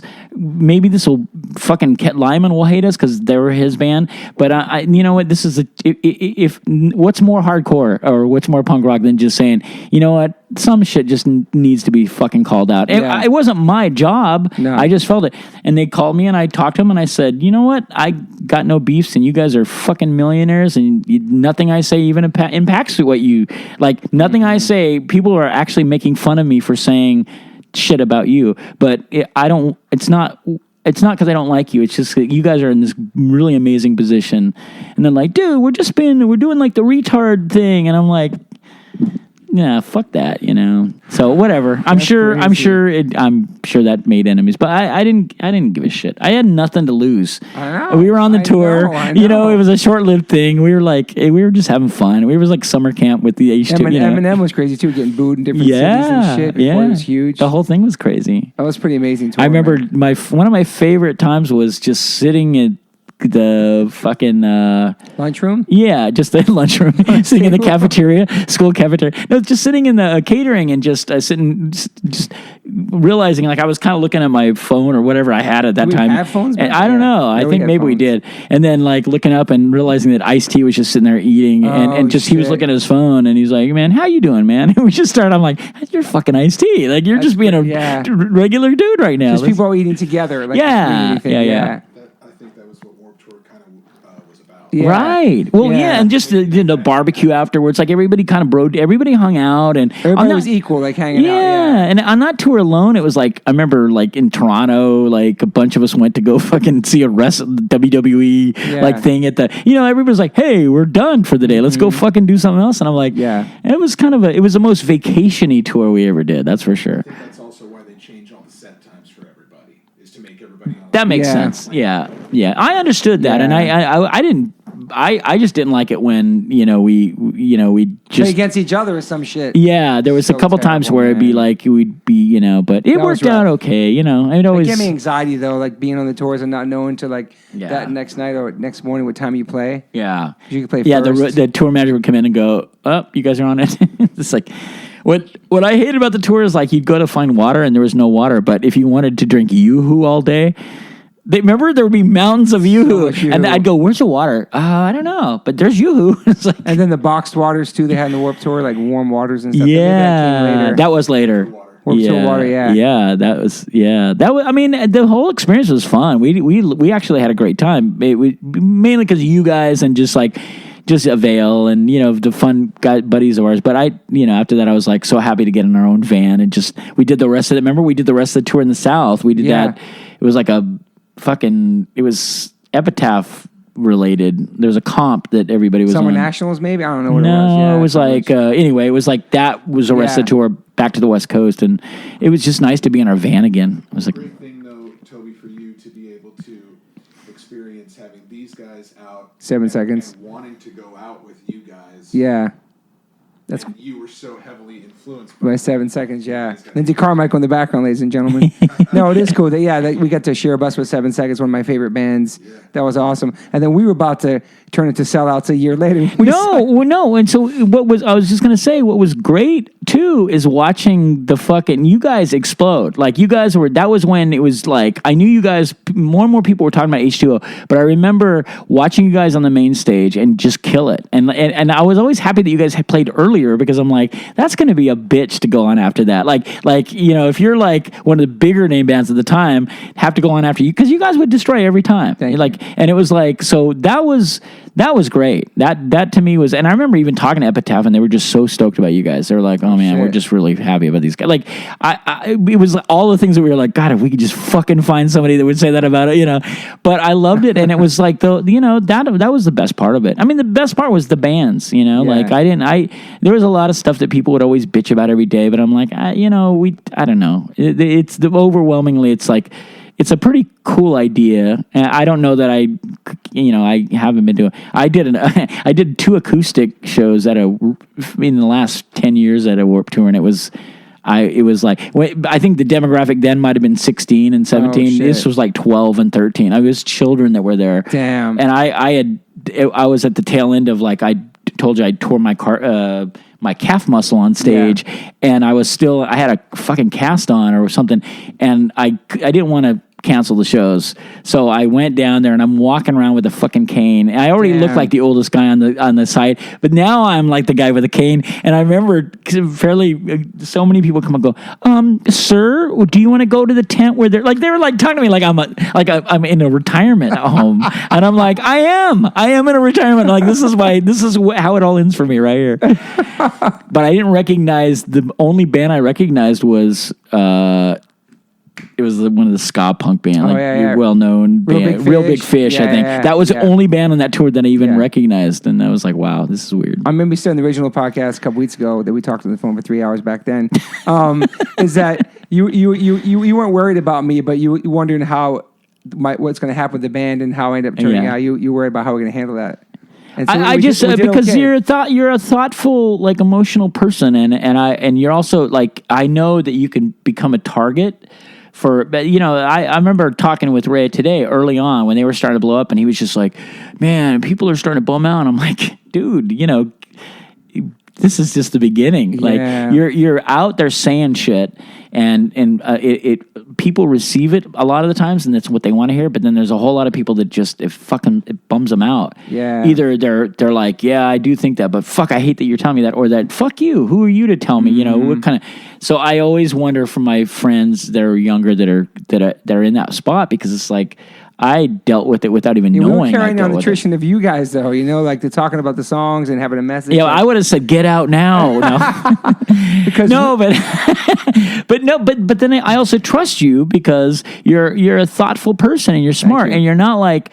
I never worried about you because I thought you'd turn into a rock star or anything like that. I just worried that they would just fucking crush you. Yeah. Because it can. I mean, like when people turned on us when our music changed, it was devastating. It was like we were still young and we didn't have any confidence. We were still feeling our way around shit. Yeah. And we relied on the punk scene and the hardcore scene. That was our life. That was our brotherhood and sisterhood and everything. So to have a lot of people from it going, no, this sucks, man. What are you trying to do? Be like you too? It's like, I wouldn't even know how to be like influenced, yes. But like in terms of how we view, like even we were still playing fucking $4 shows in the middle of Hattiesburg, Mississippi. You know what I mean? Yeah. Like we're still doing a punk rock tour, booking ourselves and stuff. And so it could have been devastating. Like it could have been like, fuck everybody. We're going home and fuck your music and fuck everything, And, but you are put on a pedestal too. Like I put you on a pedestal growing up. Like you're this, this super important, powerful father figure person, but also just a human who is not positive all the time and wakes up with fucking cranky. You know what I mean? You drink coffee. You like basketball. You know what I mean? Like you're like a normal dude, but like when you're a kid, you're like up here. No, and then I got to meet you, and before that, I met you a long time ago, but then toured with you and see this as a normal person, even though your music and lyrics have touched my life greatly. You know that. But yeah, and you feel like you don't have to live up to that thing, but you are just a person too. Because a superhero. And because the guys I looked up to were the guys that were the most approachable, like Joey Shithead and the Black Flag guys and Jello to a lesser. Jello was always like an artist, crazy guy. But like they were very approachable and they're very working class and like they got out of the van and then they get on stage wearing what they weren't like show dudes like Mike Watt. They're real motherfuckers and that. So for me, it was always like anything I could do without disrespecting and shitting on somebody. I just wanted to wipe away that, like, please don't put me on a pedestal because I will fail you. I will disappoint you. I know I will. Like, I just know it because I'm not even sure. I think the thing that I was trying to get around, and it actually... Like Mr. Goody Two-Shoes, like you're saying. Well, just all of it. Like, like I've heard people say, oh, yeah, you don't want to do that around Kevin. He doesn't like sex. Or, I'm like, what is wrong with you? Like, I'm not... I didn't... First of all, I never, like... I hate talking about the straight edge thing. I don't. I don't even do. I've been hit up by so many documentary straight edge things. I won't do it because I was never a spokesman for it. And even though I understand the lifestyle and it basically is my lifestyle. Yeah. I early on I realized what a fucking noose around my neck it would be if I just was like straight edge to death. It never made sense to me. But you're also I'm not against Ian, it. And But Ian, when you think about Ian's history of that, like early on, he captured and said he said in a fucking song, whether it's fucking or playing golf, like he said it right away. Like just before you start to fucking tie me into this thing, which you've already done.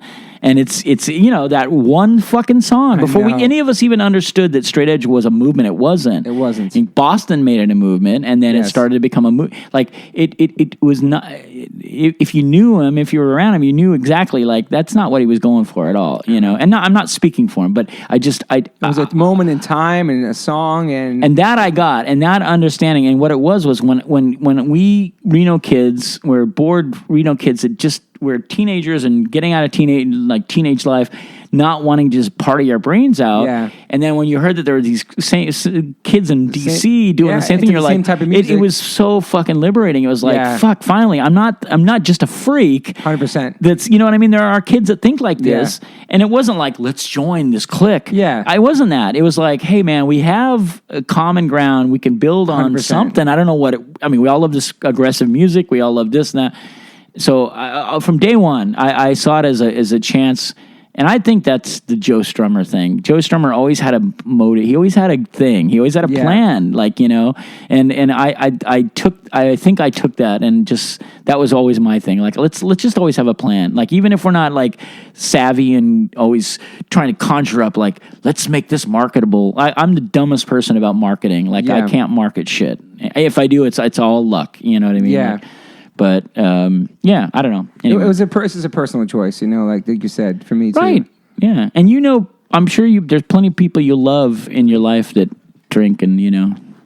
Thanks for that. Yeah. Nice meeting you, man. Take care. Thanks for coming by, Lindsay. Love you, bud. Peace, Lindsay Carmichael. Yeah. So for me, and my whole band's not straight edge, obviously. Neither was Minor Threat. It was just one person in the band, you know what I mean? Yeah. So when I'd never been preachy, just... People know that's the kind of person I was, but for me, I was a kid, and I could skate to Sex Pistols, but I couldn't relate to it. But then I could skate to Minor Threat. It was more aggressive, and I could relate to it because I hadn't tried anything yet, so it just stuck with me. But I know what you're saying. It got taken out of control, though. Right, and you know why? And why is it taken out of control? Because there are people that are hungry for something different, and they just don't know how to just live their lives and be like, I'm just going to be me. They're like, well, I better be a part of this movement because that makes it more important. And it's like, I get that way of thinking. I just don't buy into it. That's all. Yeah, you never. I'm not a joiner. I never have been. I anything that I've ever tried to do, I just want to do it, and I don't necessarily want anybody to join it. I just want to be left alone to do whatever I think is best for me, you know? Yeah. And if I'm doing something that's harmful, people that love me will tell me. They're like, hey man, you know, you're saying some crazy shit, you know? Yeah. And no one's really done that yet. I've you know, even at my most ego-driven rock star phase, whatever, I don't know when that would have been, I never had so much confidence that I could go, look at me, look at this kid's just looking up at me. I never saw the worth in that, you know, like, and I know people that have seen the worth in that, you know, like, you see it in their eyes. They're like, oh yeah. 100%. Yeah. Like, but sometimes you're in there. Like, sometimes I'm like, damn, I'm a loser. What do I do in my life? I never went to college. I got no retirement fund. I have no medical insurance. I have no 401k, but I'm still playing music, what I love to do. But sometimes, like, when you're inside of it and doing it, you don't think about any kind of impact you had on anybody with your lyrics or anything. Yeah. So it's hard to see if they actually did something with your life. It's hard to explain that to people. They're like, what are you talking about? Right. These songs did this to me. Right. But when you're in it, you're like, well, and you've got a body of work that people go, you've got all these great albums, you've done these tours, you've done this, you know, and people see it differently than other people see it. And like, you know, and that's a good thing. Like, I think it's good that we don't see, like, can you imagine if you recognized the whole time? Yeah, dude. It would fuck you up, you know? Yeah. I mean, I don't know anybody, the smartest person in the world, it would have to affect you a little bit, you know? And I just... I got into this because I couldn't get into the idea of rock and roll, the excessive just, you know, backstage arenas. Like, as much as I love the music, I didn't, that's where it stopped. I'm like, I don't relate to this. Like, this is, you know, so punk rock was a perfect timing kind of thing. And I bought into it hook, line, and sinker. Like, when someone said it's about stopping the barrier, creating, you know, getting rid of the barriers between the audience and the people, I bought into it. Yeah. It's not about rock star, you know, it's about, I bought into it. And 100%. I still do. Like, there's still a part of me. It's just like, that is, like, even if I'm not, your whole life. The best shows that are happening in Sacramento, for instance, are in these they're in basements and house shows. That's where the real fun shows are. They're a little dangerous. They're a little crazy. Nobody's checking health violation, you know what I mean? Yeah. But they're great. It's great musically, and the kids, the new young kids, are getting their money's worth, and that's the most important thing. Like, that's the only thing. We're going to be around doing our thing because we are just who we are. But and you know, nobody's coming up to nobody's. I don't know. I shouldn't say that because you're influential. I'm sure to a certain extent there are people words that I've said it's influential, but it may influence me in my life and my band. But you know what I mean? Like because I don't know how I don't really I love that and I respect it, but I never how to accept it or I never knew what to. I've had people say, yeah, you kind of were acting weird to me because I was telling you how much I loved your band. And I was like, it's just because I've never been good at compliments, but I also, I don't know how to process it and verbalize that other than thank you. But until your band broke up and you started reading all those messages. Right. Yeah, that was. Then you see the reality of it and how many people you touched. Yeah, that's the way, like what you just said, where you kind of don't know why you're going along. And then when it's done, you're like, holy shit, man! I like it. It made me very emotional and cry. And you stepped away from it. I had to a couple of days. Right? I thought I would read it because I thought it would make me feel better. Like, yeah, now I can sit back and enjoy. And it did just the opposite. It made me regret quickly. Like, why did we shouldn't have? Maybe we shouldn't break up, And then, but then it was like, wow, I guess we did mean something to say. Like, I know we have, but you don't, And then it was just the sad one. The ones that just tore me apart were the people that were like, they were almost like crying in the comments, devastated. Yeah, like, for sure. Devastated. I'm like, I wasn't expecting any of that shit. So that was a tough couple weeks. Yeah, then you realize, like, holy shit, I've actually done something with my life, because you don't think about all the shit, all the ups and downs we talked about, say, the different labels, the different albums, different tours, Bobby and Steve rotating in and out the band, like all that shit, man. Well, and it's a crazy history, and the thing about it, Toby, this is why I feel good and bad about it, is that even the last tour we did, which is 2 years ago, we on stage, I have videos of it, and we're still just fucking having a great time. Killing it. Like, loving, we weren't mad, we weren't upset, we weren't even thinking, like... There was no end in sight. It was just kind of like, look at us now, we're fucking... I think it was at the Parkside in San Francisco. I'm like, look at us, we're just fucking playing this crazy little punk rock club, and the show was fun, and we sounded great, and I was like... at least if you're going to go out on a note where you still love the people you've been playing music with, and you've seen more crazy shit with them than you'll ever see with your wife, your son, your anybody else. Anybody. And the thing is that we still check in with each other. We still love each other. And if, the hardest part is because I know that two of my guys, the reason that we just can't do it is because on a physical, like, health level, it's just right now it's not possible, and that's a tough one. Like, and now I'm like, I almost wish we just had beat this thing to the ground and just hated it, but I don't. I mean, it's like it's kind of the best way to go out, because it's like, I don't want to do metaphors and stuff, but it's like, the old horse that's put to pasture finally, like you did your job, just go enjoy life and chew on grass for a while. Yeah, I mean, I don't think I can't quote me on this, but I don't think the Ramones were friends when they all passed, because they were. I don't think they were ever friends. They were grinding so hard. Never toured in a bus, always in the van. It was nonstop, man. People that I know that toured with them said that they barely spoke words, which is tough. I couldn't do. I mean, I have to be friends. I can't be in a band with people that aren't my friends. I just can't. Man. Me either. I wish I could, because I think I would have been happier in terms of the amount of music that I make. I could have just gone and done all these fun projects. And I've been asked to be in bands. I've been asked to be in different bands, and I probably would have done better. But it's just I got to know you and trust you, and vice versa. And being in a band is not easy. Like, it might be fun, and you get to do the craziest, funnest shit, but also just that the travel time and sitting around and waiting. Brutal. And just, man, hurrying up to wait. The 23 hours waiting to play that 1 hour all day, trying to sleep. Trying to find out when you can eat so that you're not going to be sick on stage. It's so brutal. Like, people think it's so glamorous, but it's not. Like, it's awful. That's awful. It is. But we love it, and we do it, and we did it with no fucking plan B almost, and no end in sight. We just did it. Yeah, the playing is wonderful. The fucking kids in front, singing it. All of that is great. That hour long thing, that's all beautiful. All of that stuff. It's just that in between shit, and I can't even sleep well at hotels. And it's brutal. You go do the sound check, and then everybody wants to go back. I don't even go back, because if I go back, I'm going to get in this lull where I'm going to get tired, and then I got to go back, and it's like, I'd rather just like go do something. I don't know. That's the only that part I don't miss, and that's probably the reason why I don't try and be more, start something new, because I can't go through all that shit again. Yeah. All right, last couple questions. So, you drummed in Youth of Today. How'd that happen? I tried out. I auditioned. No, they were coming out. I had put out the Can't Close My Eyes 7-inch on Positive Force. That's awesome. I knew that I just loved John and Ray.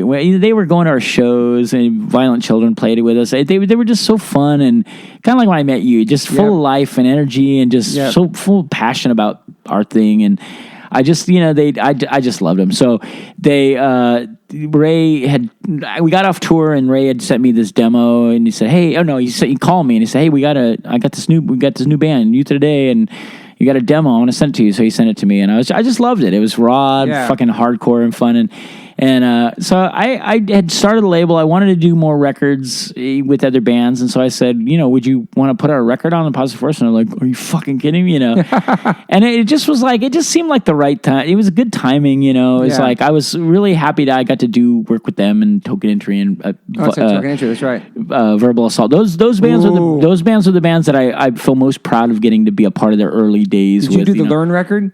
Yes. That's Verbal Assault, one of the greatest underrated hardcore bands of all time, man. Absolutely. Trial. Anyway, okay, go. Yeah. No, seriously. And so and all for different reasons. They were all different kinds of bands, but there was just something that in every one of those bands, Token did the same thing, just excited, happy, fun guys, working their butts off, willing to just go for it. Yeah. And I love that. And they sent me they sent me a tape. They were supposed to send me a tape so that they wanted me to mix it. They were like, hey, do you have a studio out in Reno that you can mix it? And I said, yeah. And they just didn't do it in time. And we had a deadline. And so I designed the cover produced by Kevin Seconds because with the idea that they'd send me, and I didn't mix the thing. And so we were like, let's just do it. We have to go to print and stuff. So I think I did 300 copies or something at first. It was all low budget. Everything was out of my own money. Yeah. And then they said, well, we want to, we'd really like to come out. Would you help us tour? And I was like, yeah, I'll book a tour. And then I knew 7 Seconds wanted to do some stuff. So I'm like, well, fuck, why don't we just take them on the road with us? Yeah. That way they don't have to be me trying to find like shows for them as headliners. And it made sense. And the guys in 7 Seconds loved all those guys. So we were like, yeah, let's do a week. So I booked them. But my friend Bessie, who was like was a big part of the Positive Force thing. She's still one of my best friends. She between the two of us, we were getting on the phone and calling and booking shows. And then we got a couple of shows separate from 7 Seconds where we couldn't do the shows, but they did. That was like that Social Distortion show I was telling you about. And so like a week maybe before they came out, they said, we got bad news. Our drummer's we don't have a drummer. And can you play drums? I don't know what made them think I could play drums. I think because we recorded this little compilation and I played this hardcore style and they just thought, that's good enough, And I can play but not like fancy. I can't do fills and stuff. So I'm like, sure, why not? And then at some point I was practicing the songs at home, just banging on a chair or something.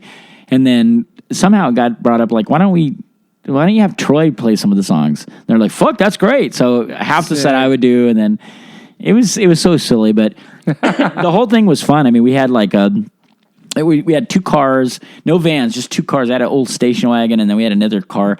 And then we were having fucking orange like fights on the road, food fight. It was just a fun. It was our first big tour. They hadn't seen something like it was weird. Like Purcell had seen a cow in a passer for the first time ever. It was like fun shit, Trees, maybe, just something weird, like something like he'd never seen before, and was like, this is great. And then just eating Mexican food, like they were just like. It was a silly tour. Mexican food, yeah. But I mean, you could see it every night. They were killing it, and the kids were hungry for this. It was time for like straight edge to sort of. As much as I was sort of scared by it, it was sort of time for someone to take the rein. Yeah, and they took it, man. I think people waited for us to do it, and we just didn't. So I think some band needed to do it, and they did, and they made it their own, man. They made it into a movement. Yeah, they just said Ian was at one of their shows too in DC or something back in the day. Yeah, they took the reins on that. Yeah, it was another level, man. It was funny what they did because they loved the positive. They loved us and Minor Threat, but they also loved like Cro-Mags and the darker stuff. So it's like they kind of took all of that and they crossed it pretty well, and it turned into its own little monster. They to their credit, but I mean. It was kind of a short-lived thing because Ray was converting, and there was like this, things got different really quickly. So it was a kind of a short-lived thing. I mean, now they do tours and stuff. Yeah. But it was an interesting time because you were watching kids just like you kind of from where I was, I understood kind of had an understanding for what straight edge was, which was not what. I think they were looking, and it was fine. Kids are gonna always want to turn it into whatever they're gonna do. They have to, and you have to let them. Even if you think it's stupid, you got to just stay in your lane and let them do their fucking thing, man. Yeah, it's hard sometimes because you feel like, in 20 years you're just gonna laugh at all of this shit. you know, and there was, you know, like, I don't know. It was an interesting time in hardcore, I thought, you know. Yeah. But needed. I mean, it was a breath of fresh air for sure. And then the black lines on your eyes, that kind of just represented like the Reno scene. Like this is like I made it up. I just wanted something to identify it at shows. I was like, it's really cool. It was, for me, it was a personal thing. I made it into a whole philosophy, which is like, you know, society keeps beating me down and black in my eye, and one day I'll not have the black eyes because I fought back, or one day I turned it into black eyes. Yeah. It was a metaphorical thing, and I try to get cutesy with it, and then and then I, you know, for me it was like, Reno early on had a good rep for being. Everybody knew that when Reno kids would come to shows in other cities, we were nice, but we were also really aggressive. Like there was on the dance floor, and at the height of I was into it. I was into the fucking, you know, the whole thing. I don't know why I hated it so much eventually, but I liked it. I liked the fact that it was just so fucking crazy and brutal and weird. Yeah. But there was a time where you could tell when someone was punching you and just knocking into you, and that was like when I identified that, and it just kept happening. I'm like, this sucks. But yeah, so the black under the eyes was our identifying mark. It was like our way of being. It was like our tribal. You look in the crowd and see dudes from Reno out there, whatever. Well, like that. Yeah, to some point, I remember going to the LA the second time, and there were just kids all over with the black under their eyes. There was a kid. There was such a trend starter. It was right. We had. I just thought of this recently. We had 2 kids that came up to Reno and stayed for like 3 days, and they were just like They were Venice suicidal kids. Like they were kind of young kids, but they were kind of following the suicidal thing. And one of the kids, he was a black kid, and he was like, "We want to." He wrote me after they got back, and he was like, "We want to start a Skino HC chapter." Oh shit! And I was like, "What do you mean?" And he's like, "Well, like a gang. We want it to be like." And I'm like, "There's not a gang, man. Like we're not a gang, you know." Damn. And he's like, "No, I don't mean it. You know, it could be a positive thing." I was like, "I don't know if a gang can be a positive." You know, I loved it. I appreciated it. He meant it out of love, but it was like I was like, you know, that was a tough time because LA was just so gnarly. Many of that. And I said, you could probably make a Skino HC gang and it would be scary, and I don't want it to ever be scary. So Skino was like between Skins and Reno, kind of. Well, no, it didn't actually have much to do with Skino or Skinheads until later. But the Skino thing was just a silly name. The other one part of the social status in that part of, you know, Tahoe and Reno is that everybody skis, and it's a status thing. Yeah. So if you're a punk rocker, you couldn't afford a ski. You can't get Lithium. So I would say I made a comic strip that just said ski no, and that was the joke. Oh shit. That was the start of the joke, and then I played with the SKEENO, and then Pusshead did the coolest thing. I had a it was just a 7-second scope with Skino HC underneath this. It became something different. It was just a fucking poking, you know, stick and poke. Yeah. And Pusshead went and drew this crazy illustration of a skinhead, like going like, and with that tattoo on his arm. It was beautiful. And so we used that forever. We used that as a sticker and a t-shirt, and that became the logo of the Skino HC. That original logo, who drew that? That 7 with the... I did that. That's awesome, man. But it turned into, we initially, so the crazy thing was our first little logo was just a scope, just a target something. And the idea was, it came from a flyer, and it just shows a figure of a person, and it says, you know, it was basically saying that person is us. Like, you know, somebody's, you know, I was very stupid. But then I got a letter. It's crazy. So as 7 Seconds was starting to kind of get a name after Skins, Brains, Guts came out, we used that.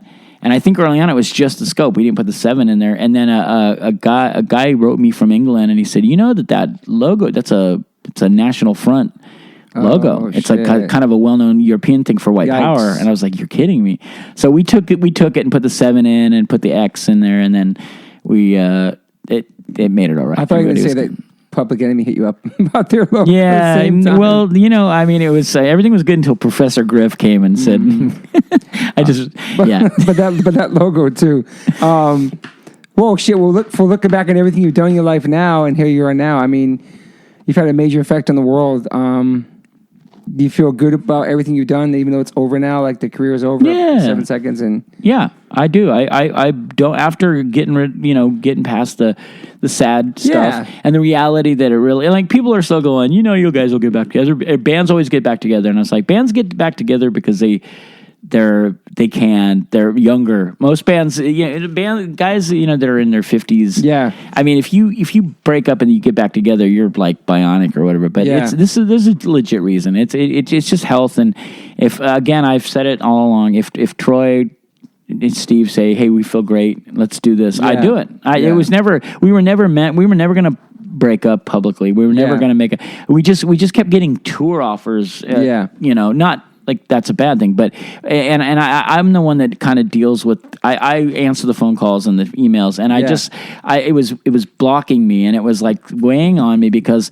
I hate telling Margie, our booking agent, no, we can't do it. No, sorry, we can't do it. She's working to get us tours, and we can't do it. So I just said, maybe that's a sign. If we can't doing it, let's just, we're not, and then it just all came to light. Troy was like, well, here's what's going on, and Steve said, well, here's what's going on, and then it got deep, and then it was like, this isn't even about anything except just the health of my brothers and people that I love too much to well, suck it up. Let's see, we can do it. We've done it before, and we have. We've through injury, sickness, breakups. Yeah, we do always let's go on the road. Yeah, can't do it anymore. We're humans. So I feel great, and I don't regret anything. I wish we could have ended. I wouldn't have mind. I wish we could have played in Reno one last time. Yeah. And played a hometown show. Our last Sacramento show was okay. It just was on an off night. And I wouldn't mind. I would have loved to have gone to New York. I would have loved to come down here because all the places that gave us love, Chicago, like Philly, like the places that always were right from the very right, and then like Berlin. Then it gets crazy. And we're on a fucking year-long tour. Exactly. But there's that part that would be like it would be nice to go out in that way. I don't want crying, and I don't want to be like, see you guys, we love you. I just want to. I want to one last time play and say thank you, we love you, and totally. I hope you guys understand why we did this and why we'd still be doing it. And if there's any misunderstandings, listen to Toby's podcast. It'll explain it all. And I was going to ask you if you're optimist or pessimist, but I can pretty much tell you're optimist. Well, it's more than anything. You're like a realist. Realist, yeah. That's what Moon calls herself. Yeah, I think I try and not be. I want to be an optimist, so I work towards optimism. But I know that you can't always do that. Yeah. Sometimes you wake up and you're like, man, my life sucks right now. Exactly.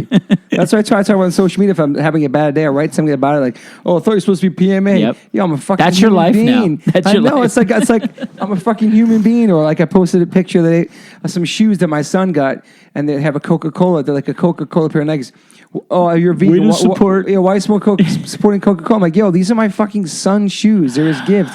I've seen it with a Nike shirt. I know, man, and you can't. And I'm not trying to be preachy. I'm just being passionate about things that I love on my own page. I know, and that the sad thing is that not everybody. Because you know how sensitive I am too. I know. Because we talked about it earlier about my band was doing on the my band's prime, like how I was going to handle like getting shit, and I didn't handle it good when we got called sellouts on the MCA record.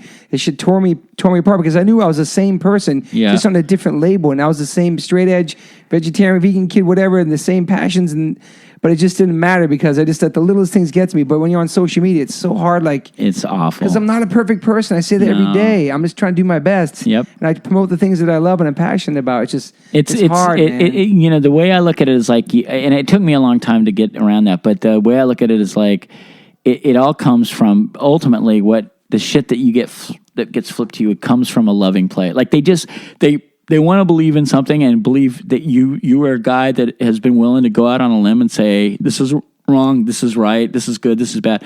And there's a lot of people out there that they want someone to kind of say it for them, Because I'm growing up, I wasn't a guy that had much of a voice, I always say punk rock helped me get that voice. Yeah. I didn't have I had a lot of fear in my life. I was a scared kid because I just saw stupid shit and bad shit. Yeah. And so I didn't know that I had two legs to stand on. And you do it. And you also go out and do something that's really brave, which is go speak in front of children. Yeah. That's insanely brave. And thank you. So people, I mean, you're doing, and I just say this: after you guys got called, when you guys signed to a major label and got called sellouts, what did you do? Things kind of were quiet for a while, and then you came out with a fucking amazing album. Thank you, man. You know what I mean? Like, if you come out and just say "fuck you," if you don't like this, I don't care. And it's not a negative thing. It's just like you said, you're a human being, and I like when I don't know. It makes you more interesting. If you could be. It's one of my biggest beefs with like a Bono character is that. I know he's a human being. I know he's he gets up and is like, fuck, takes a shit like us. Right. But I feel like sometimes like personalities like that, they're so worried that their fucking image is going to get tarnished. And it's like, I never worry about that. I don't know what image I have. And second of all, if you have an image of me, you're probably, unless you know me, then you have a right to, go, dude, you're being out of line here. You are a sellout now. Like, but if you know me, you know that I'm coming from a good place, and I'm always trying harder to come from a good place. I'm not perfect, and like I try to be positive. I have shitty days. It's. Yeah, but I try to push that. You could barely get a seat at fucking Crossroads today. I mean, that's fucking. But you know what I mean. But I also feel like you put good shit on the atmosphere, it comes back tenfold. You surround yourself with negative people that drag you down. It's who you surround yourself. You know what I mean? I know. And I luckily enough that happened to me at a really early young age. Yeah, it did. So I got to. Fucking sit up for a second and sober up. Like whatever little fame was getting in my head, I'm like, nope, I can't. I know I want this so bad because for once I've gotten approval from people. For once I'm being looked up at, and that's something I probably wanted all my life when I was a kid because I didn't have that. I wasn't good at sports. I wasn't I wasn't a tough kid. I wasn't anything. So it like to have like people pay attention and listen is mind blowing, and I don't know what it was in me. I can't even say it's smart. I knew that I wanted a long lasting thing. Yeah. And I was afraid that if I just stuck to like I remember early on answering a question about straight edge, and I would answer. It was all just like it was the same answers we've all said, and then I just got sick of it, and I said, we're not a straight edge band, like. I don't want to talk about it. I can't do this anymore. But you really weren't anyway. It would never work. We never were. Yeah. There have been moments where everybody in the band is sober and doesn't smoke cigarettes or whatever. But I can't. It's like how it is. Like the good outweighs the bad. Yeah. And the only time I've ever had an issue, and it's been very rare, is when that interfered with something, like somebody didn't show up for practice or whatever. Yeah. That's the only time I'm going to ever say anything. And that's always been our agreement. Like, look, let's just respect each other. Yeah. Like, you wouldn't want me to push whatever it is I have on you. Don't do this, But it's hard when, like, you're on a social media platform and it's your personal profile and you're trying to post things that you're passionate about. Yeah. Like your family, like the things that's just promoting stuff that you love and believe in. Yeah. And then... But people are following you, so it's not really personal. It's in the public. Yeah, and so you're a public figure, and you're doomed. You're fucked if you do, fuck if you don't. That's the whole thing. Because if you didn't say anything, what a fucking stuck up snob, man. He's so fucking inaccessible and da da da. You can't I answer my messages all day long. You can't. I know. You were more in terms of social media. You were like a fucking monster. You're always on it, and you're always communicating, and it's like. Like most people do appreciate it. You can tell most of the people that follow you just appreciate it. You're checking in and you just got to remind yourself that. That's the sad part. It's like the joke it's not a joke, but the story I tell where you're playing in a fucking packed house and everyone's going, yeah, blah, blah, singing with you. And then you just look over and you see a guy go, one fucking guy. He looks at his watch or he's yawning. I can't not look at that motherfucker. I wait for his next yawn, and I'm like, he ruined everything. I can't even. One person out of the crowd. Moon says that to me too, like one negative comment, and I'll dwell upon it all day. She's like, motherfucker, who cares? It's one person in a private account. Allison is the same way. She'll get people. That's our sensitive side. I know. Everybody's got it. I mean, we're just in this weird thing where we're it's elevated because we're in bands and we put a CD. I feel like I'm not built for it a lot of times. Really. Yeah, but you've proven that you are, and you've got a track record. Like regardless of what you do, everything you do, like even this, like you're built to do this kind of stuff. You're built to be like somebody that speaks and communicates and shares. And you like you kind of build your own community with that stuff, which is important in a way. It's not like you're Jim Jones and this is a people. No, I know. You're not trying to poison their minds and go, you should all love Nike or you should. should all love this. You're not, and nobody thinks you are.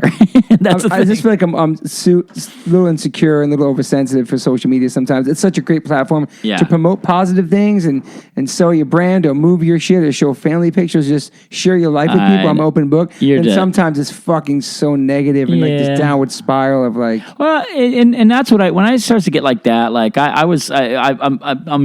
taking this art class at community college. That's awesome, though. Thank you, and it's just fun. It's something I wanted to do. So I've always shared stuff. Like if I'm drawing, I'll share it. If I'm working on a song, I share it. I've always done that. So I was showing sketches because I've never done where I'm sitting in a room with a bunch of people with a model and drawing that person. It's a whole different thing. Naked model, naked, clothed, everything. So the thing is that I'm used to I just draw what I fucking want. This is making you kind of think about drawing just this thing, and capturing the value, the shadows. So I'm like, check it. This is what I'm doing. I'm sharing this with you because you're my friends. You're my favorite. And there's always going to be the critics, man. Oh yeah. You know what you could try to do is, do you use a pencil, number 5 pencil? I know. And so like it's gotten to the point now I don't do it anymore. I won't share it. I said, you know what? You're fuck you guys. You tell me you want me to share more of my life, and then I do. And then I was like, what do you think I'm paying the school to fucking do? Exactly. Instruct me, not you. Exactly. Like you might have a degree. My wife has an art degree. My wife teaches art. She did. Like if I need instruction, I can get it at home. Like, and she wouldn't even do that. She wouldn't even go, honey, you didn't, like I'm learning. That's the whole point. And maybe the point here is that I'm 58. It's kind of ridiculous that I'm going to fucking City College, but yet it's not. It means awesome. That that's always the thing that I never too old to learn, man. Push yourself. And even on stage, like one of my things in the last few years has been like, if you think we fucking rock tonight, just keep this in mind. We're all in our 50s.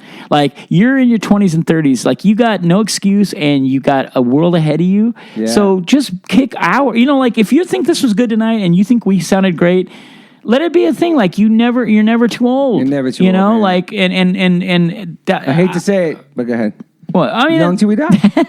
To a certain extent, and I'm not. It's not about like anything other than just. I mean, you don't want to always have that hovering over your mind that like, oh, life is short, but it is. It's a super short time. Today. It really is, man. Yeah, and it's like, well, before you know it, think of the time. Think of the time before you had Max. Like there was a time you could remember vividly. Like we didn't have a kid. Now you have a kid. Yeah. Like you do this thing. You go back in your brain. Like that wasn't that long ago.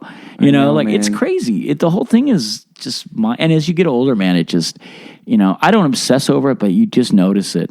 You cannot, Especially when you're 50, like in your 50s or something. Soon. And your friends are passing away. Yeah. Like you get friends that you think are like going to be around forever. It's like, I didn't know that was going to happen. I didn't, Yeah. It's, life just gets a little more real, but you have to still have fun with it and just keep going. And I've always admired that about you guys, to keep going and always doing new stuff. And you've always been doing art and do the solo shit, traveling, and always nonstop music and being creative. Because when you stop being creative is when you're not happy. That's right. We're lucky to be able to be creative still. And I think so. Yeah, that's I say, people ask me I've been asked, what's your biggest fear? My biggest fear is that I just will wake up one day and I won't want to create something. Yeah. I think I could deal with being blind or deaf. Wow. Or even like I couldn't use my legs. Yeah. It would be tough. I know it. But man, if I woke up and I just didn't have this thing to like, I love wacky creative projects. I love knowing that I got one waiting for me the next day, or like I'm brewing something. If without that, I don't know that I'm who I am. You know what I mean? And that scares me. That's the only thing that scares me. That's the only thing that I fear, is that I just will like get people talk about having writer's block and stuff. Mm-hmm. I'm like, I don't want it to ever happen. I hope, and I'm not religious, but I pray that it doesn't, because that's a big thing for me. Yeah, man. Well, you expressed it over many, many years through all different albums and all that stuff. So you got a lot of. I tried. You still got more in you too, which is amazing. Yeah. How many songs do you think you've written? I don't know. I mean, in the last 4 years, I wrote 200. I was gone this thing. I was trying to write 400 songs in 2017. And then I started the song club thing where I was writing 10 songs a month. Damn. So and this year alone, I've got a new thing called Songs for Years, which is I'm trying to write a song for every year that I've been alive. So this year I have to write 58 songs. Holy and shit. I've already written 20. I just did 26 as of yesterday. So that's because I'm the oldest in it's a group of it's a collective of people doing it, and we have like a 31-year-old, we have like a 20, Damn. So I'm the one that's got to I got to fucking write and record and share 58 songs by the end of the year if I want to hit my goal. That's amazing, so man. There's just hundreds. I mean, and there's stuff I've got hard disk drives. I've got unfinished 7-second songs that I just never I got to a point and then I'm like, I don't like it enough for 7 seconds, But it's that's the one thing that I get so much joy out of is just recording, especially once I learned how to record myself. Yeah. And I got a little studio that I feel good in. It's fun, and I'll never feel bummed about. After I'm done, I feel like I'm glad I did that. I'm glad instead of going out and sitting and having coffee or just typing on my computer, I did that. It's like working out a little bit. It's like a daily ritual, kind of making music. I always try to, my thing is I always have there's a guitar in every room in our house. And that way it's awesome. Like I won't have I do it mostly for Allison because she loves playing, but she doesn't play enough. And then she bums out. And I'm like, well, look, if there's a guitar in the corner and you see it, it's next to the TV. Yeah. So you might go, instead of turning, we don't watch TV much, but instead of turning the TV on or looking at your laptop, just grab the guitar and play for 20 minutes, Yeah. And it's a thing that I've done. I've done that for a long time, and it's my own little exercise that I love doing. It'll make, I usually will come up with a melody and I'm like, fuck, if I wanted to, I could turn that into a song. But sometimes it's, also I don't have time. So I'm like, fuck, I can't do that right now. It's not going to, So it always flows. All this shit's always. flowing. That's why my phone I've got more recorded bits of potential songs than I have text messages and everything. I'm always like, all right, it's today's May, blah, blah, blah. It starts in key of E, whatever. And then I just do it. And Are you singing melodies in your phone too? Yeah. Like if I don't have lyrics, I'll just go, some harmonies. And that's what I use. And it works. It just works for me. And I've had friends that have asked me, and I'm like, well, I'm not going to give you advice, but if I were, I'd say, here's what I do, and maybe it'll work, maybe it won't. I mean, I know friends that are really gifted songwriters that can't write more than like 2 songs a year, So it's a tough thing, and I'm like. You ever thought about ghostwriting for people, writing songs for people? I kind of do, actually. Okay. Not for like, or I'm doing it. I can't talk about it because I had to sign a non-disclosure. But I'm creating music for a thing. Cool. And it's enabling. I'm able to make a living doing it, and I've been doing it for a year now, and it's awesome. It's one of the. I used to joke and say I was born in the wrong decade. Like if I would have been one of those guys like in the Brill Building days when they'd have songwriters that would just write songs for artists like Neil Diamond. That's how he started. Or Carole King. They wrote songs for these other artists. People are like, God, that's just like slavery. I'm like, are you kidding? If you gave me a room and like instruments and feed me and you pay me, I know it sounds whorish, but I love doing it anyway. Like if I got to write a song and you loved it enough to want to sing it, I'd be like, fuck, all right, take it. Like that's awesome. So I joked around until something similar kind of happened, and amazing. It's helped me.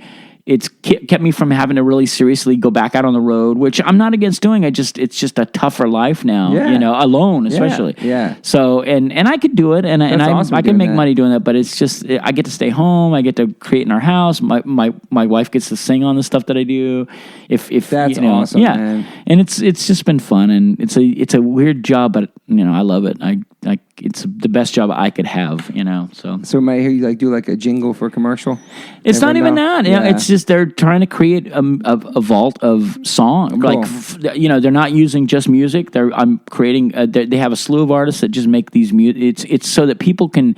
If they're looking for music, royalty-free music for like video projects and stuff, and they pay us well, and it's without having to get publishing companies to use a song. You guys, that's like cool. if you hear the song and you're thinking about making something you want it for, it's just I mean, it's commercial. It's art and commerce. You can't get around that. Everything we do is, we make a record. We're trying to sell it. We're trying to sell merchandise. And I got past that a long time ago. Like I was always like feeling guilty for the longest time. Like, should I take money for a gig? Should I make money? And I'm like, I'm working my ass off here. Like I can't get a job because I'm out here doing this. Exactly. Like, the difference is me being out on touring or me working at a casino in fucking Reno. It's like, I'd rather be out touring, or I'd rather be making music or making art and selling my art, And I don't feel like a whore. I don't feel like it's, that was one of the arguments I had with Tim Yohannan is just, he said, no, keeping a job keeps you, I'm just paraphrasing, but keeping a job keeps you honest. And I'm like, no, it doesn't, because none of the jobs I've had in the last 10 years, they're not jobs I love doing. No, they're jobs I take because I have to pay rent. Exactly. There's that's difference. Really being honest, That's honesty. Yeah, what I'd rather do is just go out and tour enough to where I'm not asking people to spend $40 to see my band. Exactly. We're still fair. Our guarantees are still more than fair. Shit. Yeah. Beyond fair, to be honest. And it's like, and we prove that because every time we get offered to go to a festival, it's like, you're offering us that? We wouldn't even ask that money, Yeah. The thing is there's a way to do it without being an asshole, you know? And some people just go, I don't mind being an asshole. I want more money. And salute, if that's what you want to do, that's your thing. It's not my thing. I'm not gonna fucking, that's not how I'm gonna do it, but I don't know. Whatever. Well, I think we covered everything, man. I think so. Covered your whole fucking. This is your life, Kevin Sentence, from the beginnings till now. If I think of something that we talked about on the phone, I'll call you and go, okay, I'll come back down and we got to. No, this has been good. I'm not going to ask where the name came from. People can Google that. Yeah. But I want to thank you from my bottom of my heart for being a big influence to my band H2O. I can honestly say that you're one of the biggest influence of H2O. Every single person in my band, personally, me personally as a kid, me personally growing up with no father, all the records you made, all the lyrics you wrote, whether you want to believe it or not, they touched me in a positive way, not in a sexual way. Thank you. And I love you, and I'm honored to call you my friend. What's wrong with us? Are we ugly? But thank you, brother. I appreciate and the world appreciates you and everything you've done, whether you think so or not. Thank you. Know what I mean? And, thank you. No, I thank you, and you're awesome. I'm inspired by your energy and your passion and your positivity. Like I get annoyed sometimes. I get annoyed by I know people and I watch people that are just, the positive thing has become a fucking name brand, and it's like I know. I wrote a song. I love that song. And people go, oh no, it's cool. You're saying PMA. I'm not saying it because I'm trying to say, hey, PMA. I do believe that, but I think that it's become this like catchphrase that I think I worried that it's gotten so watered down that we won't care about the real meaning of it, and we won't try to live that life. And I really do believe you do. And I know that you are an emotional person, and you probably feel like you get kicked out, but you have people that just love the fucking shit out of what you do and believe in it. And it's good, man. And we need your voice, and I'm happy to do this. I'm glad you're doing this. You're perfect for this stuff. Podcast stuff. Yeah, I'm serious. You're great. You're a natural. This is a great conversation. This is 3 hours and 57 minutes. We beat the last one, man. But it's amazing though. You came to LA today for I kidnapped for 9 hours. So thank you for your time. Thank you. Hey, man. You're gonna fly in 2 hours. Holy shit. Oh shit! All right. Well, you know LA better than I do, so you know when to get me there. Yeah. Well, thank you, Kevin, so much. Yeah, man. I love you, brother. Thank you. I love you too. This was awesome. Hey guys, thanks for listening. Please rate, review, subscribe. If you haven't subscribed yet to this podcast, please do that. And whatever platform you are listening to this on, I'm glad you found me. You can rate me and review me on there also. So thank you guys sincerely for the support.